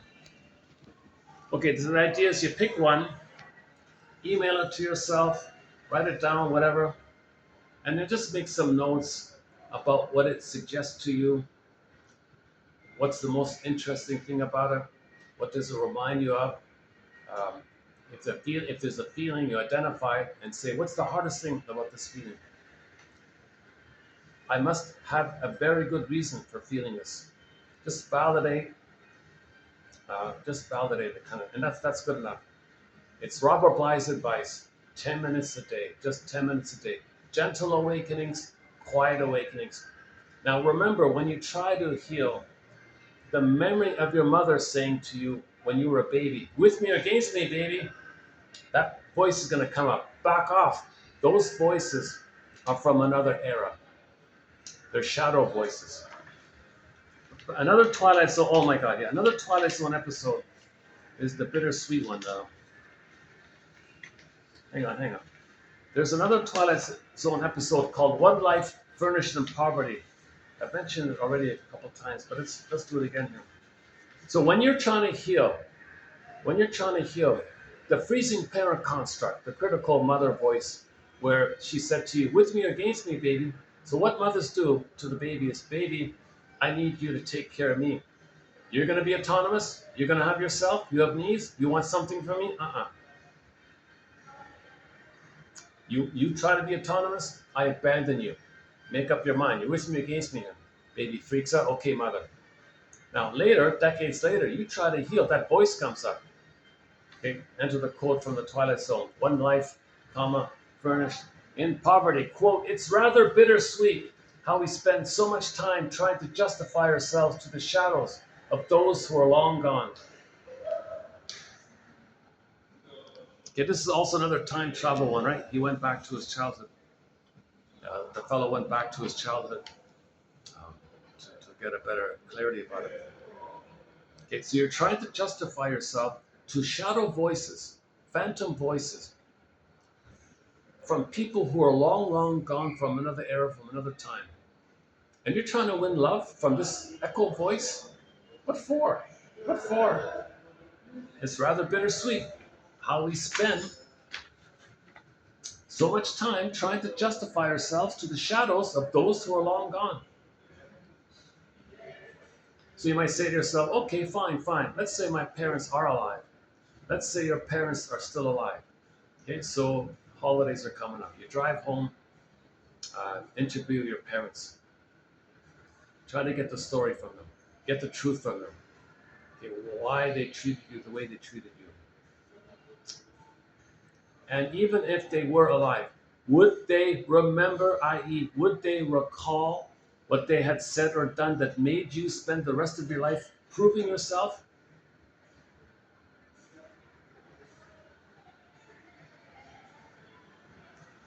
Okay, so if you say to your parents, you didn't meet my needs, I didn't like that. Now they'll blame you, they'll attack you. How dare you talk to your mother like that? She gave you life, she sacrificed for you. How ungrateful you are. She'll blame you. Mothers know the cartoon bubble. Mothers know how to push your buttons because, hey, she sewed them on. So she'll push your buttons. Uh, she won't admit it. She won't admit it. Uh, you not giving her supply, that's a narcissistic injury. She'll attack you. So you give her supply like that. So they're not going to confess. They're not going to admit what Anne Sexton's 1960 poem says. I made you to find me. The mother's not going to say that. The mother's not going to say, I made you to meet my unconscious needs. I made you because I wanted to shame you so I can know my mother shamed me. I made you to show up my mother because I'm going to treat you how she treated me because I'm struggling with my mother. I made you to parentify me, to be a secure base for me, to mother me so I could find myself. Do you really think your parents are going to say that? No, unlikely. So that's trying to get the key out from under mother's pillow in Robert Bly's metaphor. Okay, so let's say they're, they're, they're not around, but you can go back in a time machine And if you could go back on a time machine and visit your childhood, wouldn't you learn that you were always the master of your fate? So the idea here was you decided things, you made these beliefs, you're the master of your fate. You made these decisions, so you're responsible for your unconscious because it's your unconscious and you did it. So you're the master of your fate. Come on, be realistic. Huh? And if you learned that great truth, wouldn't it free you of the useless burden? Dead cargo from the Twilight Zone. That's one of my favorite closing narrations from the Twilight Zone. One life furnished in emotional poverty.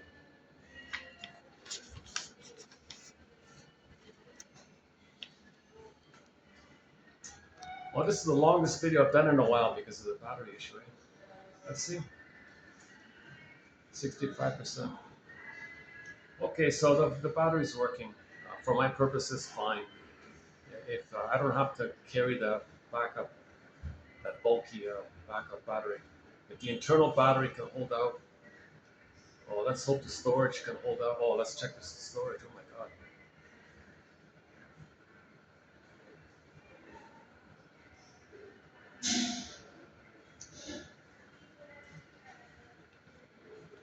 I gotta find a way to get this annoying blinking. There's this huge red record button blinking, and it's got the time flashing all the time. I don't need either of that, right?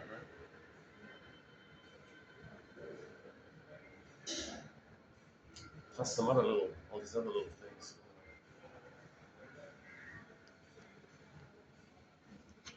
Oh, I'll go back to the shop and ask him to. Yeah, that's what I'll do. Okay, coming up in 23, that was 32, right? So let's see, in 29:33, let's see. We'll have one from Peter Giovacchini, famous Italian guy. Okay, one from Barat. Let's see, a couple from Foreigner, is that right? Dan Siegel, okay. Another one from the Fossums. Okay, and it's just an assortment of ones. Okay. This is sort of in a miscellaneous kind of batch. Yeah, okay. I hear one about meditation. Yeah, okay. That's a new one from me, meditation. So we don't really have quotes on mindfulness meditation, but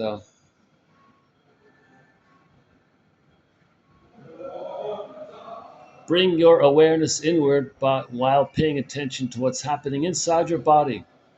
If you were to do that right now, can you feel activation or sensations in the body?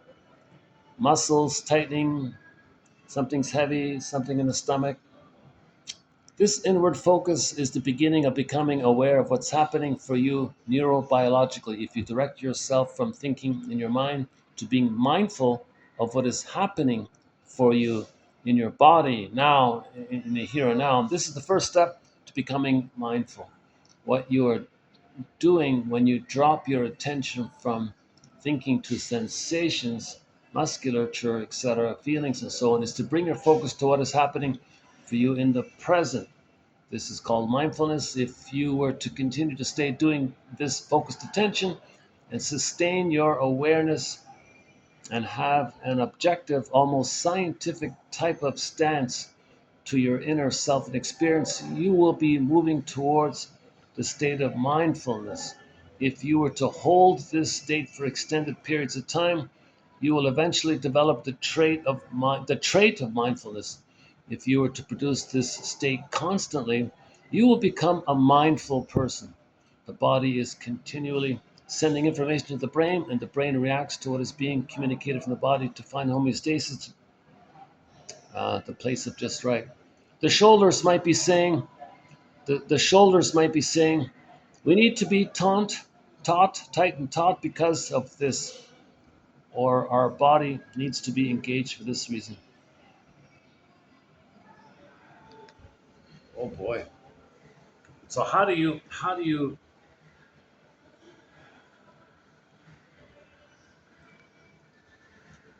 be mindful to get to the place where, oh, I don't need to be tense in the body. but I am being tense in the body. Okay, whoa, okay, question mark here. Let's let me review that one. Oh my God. Mindfulness, non-judging, non-judging of experience. Okay, so you notice what's going on. Accept it, welcome it, accept it. Ah, there you are. There it is. Okay, there it is. Don't tense it. Don't run away from it. Don't smoke it away. Don't pill it away. Don't drink it away. Don't eat it away. Ah, there you are. There you are. Whoa. Okay. Shoulders. Okay. There you are. Scientific. Like there you are. Non-judging. Non-reactivity to inner experiences. Acceptance. Noticing acceptance. You don't want to go on automatic pilot. Just observe or describe with words maybe. Notice. Describe with words.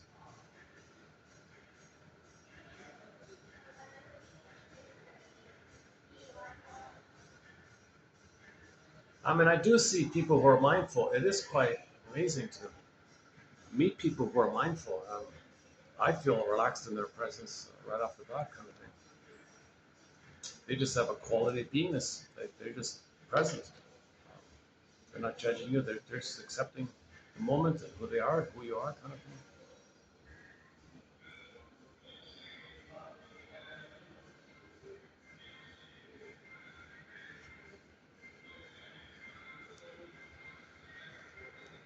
Karen Horney said that at the end of her life, that all of the psychology she did, it led her to study mindfulness just towards the end, kind of thing.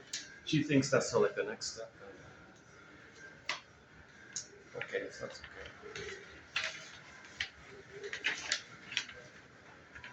okay. Today's batch was okay, I thought. Just sort of average. Okay. And then what's coming up after that? Let's see.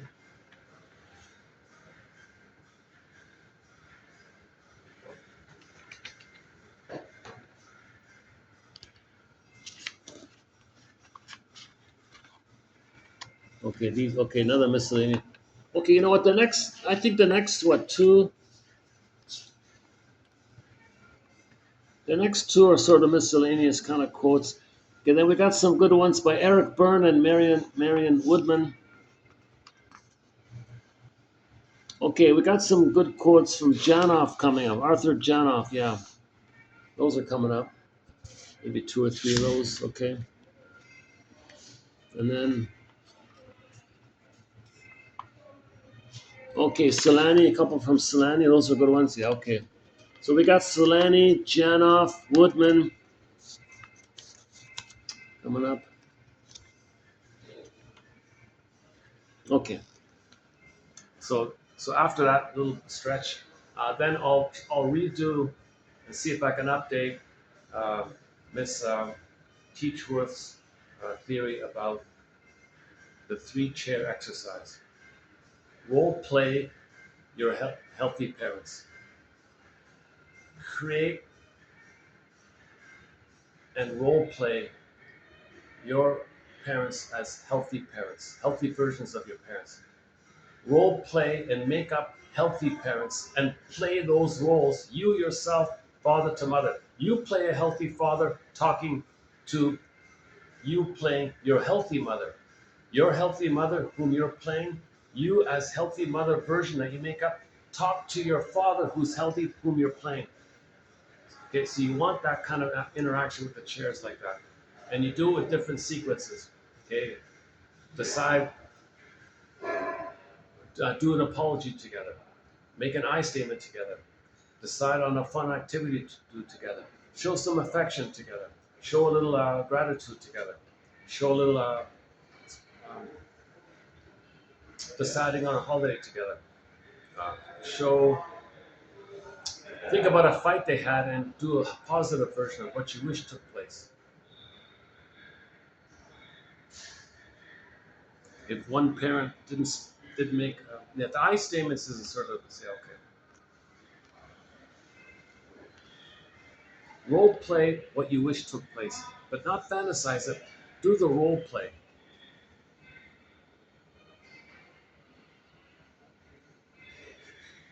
There should have been healthy parents. So it's not. it's okay. It's not going to hurt you. It's not. Um, you're not going to regress in fantasy land. There should have been healthy parents. So you're just creating the proper precedent that's missing. You're just creating what should have been there. So you're creating fantasy, positive fantasy memories to fill in the missing good memories that should have been there. So you need something there to refer to. Then you don't. She said you don't recreate it by sending the cues. I'm looking for somebody that my father chose. I'm looking for somebody my mother chose. You have these cues like that, and you're looking around like that for that template match. So you avoid that kind of thing. Yeah, I ended a couple of videos at this spot in the past. Uh, let's do our song. Yeah, hold on a sec. Let's take a. Hopefully the battery's mixed. Hopefully the battery in the old phone is still holding up. 1 second.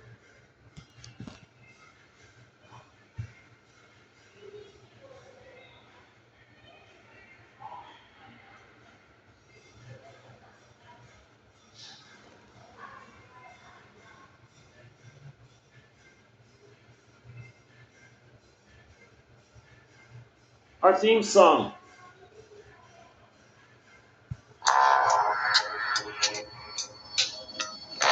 Our theme song. Wenn die Straßen plötzlich still sind, wenn die Stadt auf einmal schweigt, wenn aus steinernen Kaminen stumm der Mond zum Himmel steigt, wenn es hier in meinem Zimmer leer und einsam wird um mich, suche ich in den dunklen Schatten die Erinnerung an dich und ich fühle wie ein Augenblick zur Ewigkeit gerinnt, wenn das Spinnrad meiner Träume links zerrissene Fäden spinnt und sich leis zu drehen beginnt, wie sich Mühlen drehen im Wind.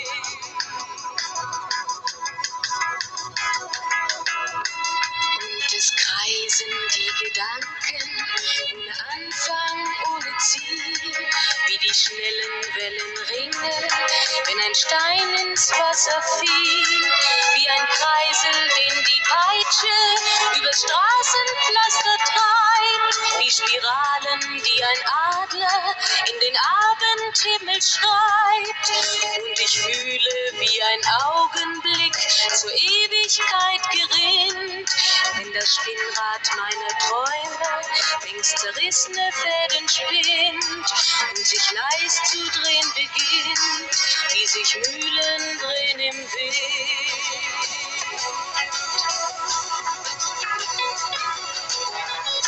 1000 Fragen ohne Antwort, 1000 Fragen ohne Sinn. Warum flog für uns der Sommer wie ein Pfeil so schnell dahin? Hat der Herbstwind gar die Spuren unserer Liebe schon verweht? Wenn erst weiße Flocken fallen, ist es dann für uns zu spät. Sah ich eben nicht im Dunkel deinen Schatten an der Tür, hoffte für ein paar Sekunden, du kämst doch zurück zu mir. Doch warum sich selbst belügen, längst ist meinem Herzen klar, dass der Pulsschlag dieser Hoffnung nur mein eigener Schatten war.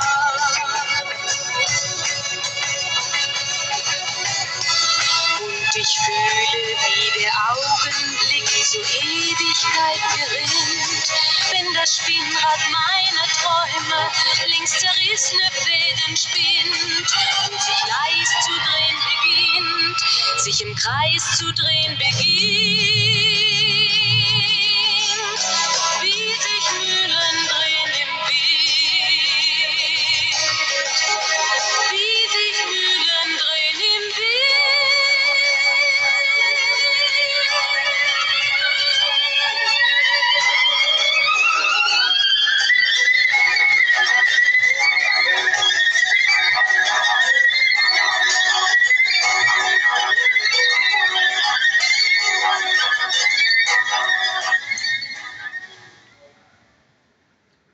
Oh, it's nice to hear the theme song. It's been such a long time. That's our theme song, Ketcha Epstein's German cover of Windmills of the Mind.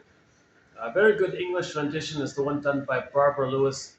Due to the copyright, I never really play it, but that's off of vinyl, so we can play it now.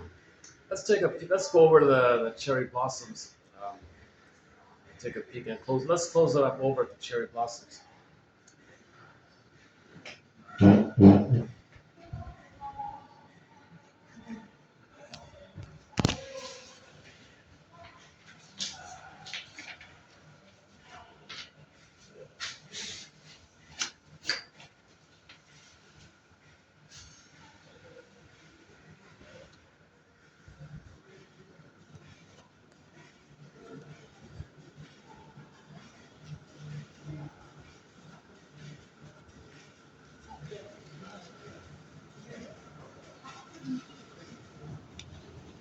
Oh,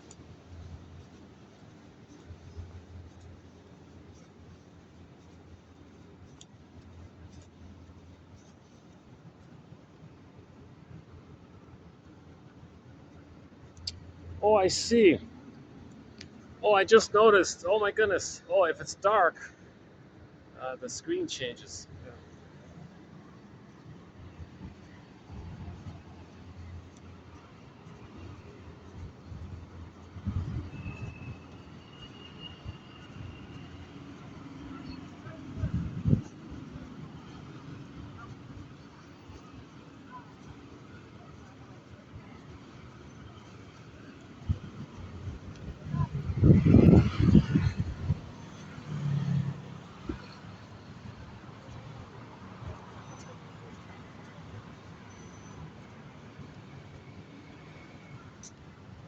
All right.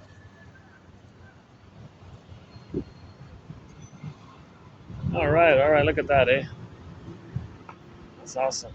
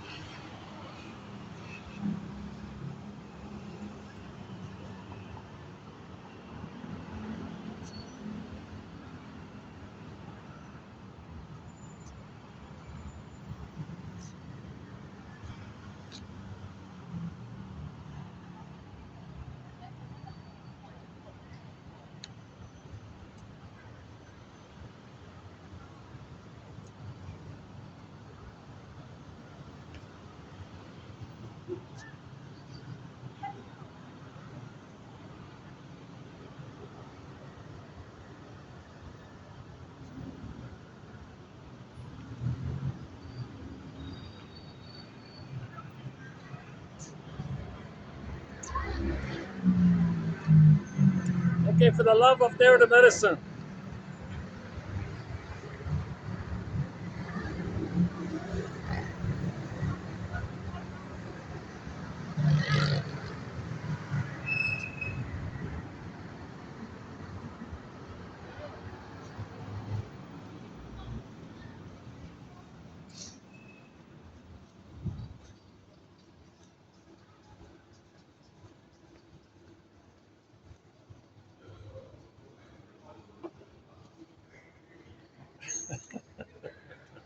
Maybe we can close up with another song here. One sec.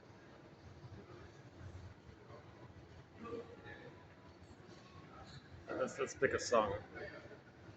I don't have the whole thing here, but 100 Tears. When the boss is coming.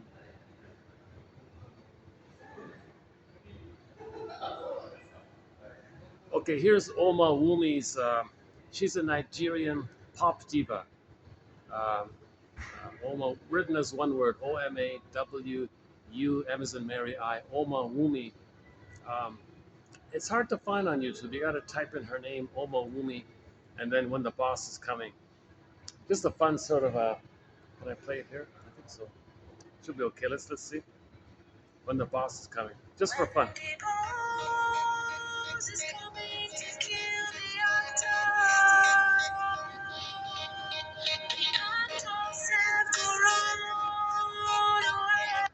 Uh So let's try that again. Okay. When this song ends, I'll wrap it up. Huh?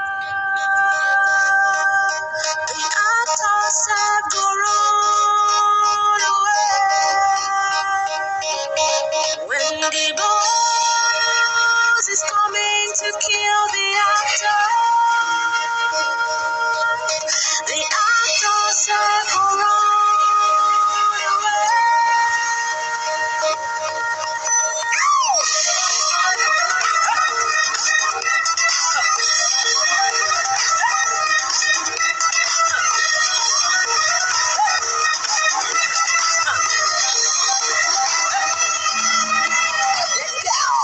Sometimes this life will blow you for left eye. You find yourself on the ground. You get to hide yourself for corner. You got that strength, we very stronger. You know you're coming back around. Sometimes it's life, you know, but people are always very frustrating.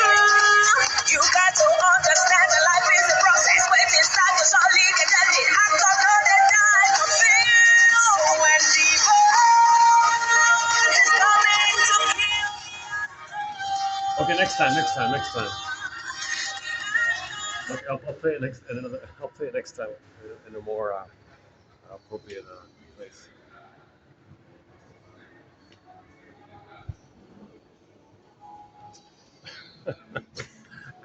So quickly, I got a couple of looks. Oh, jeepers. Okay, let's wrap it up here.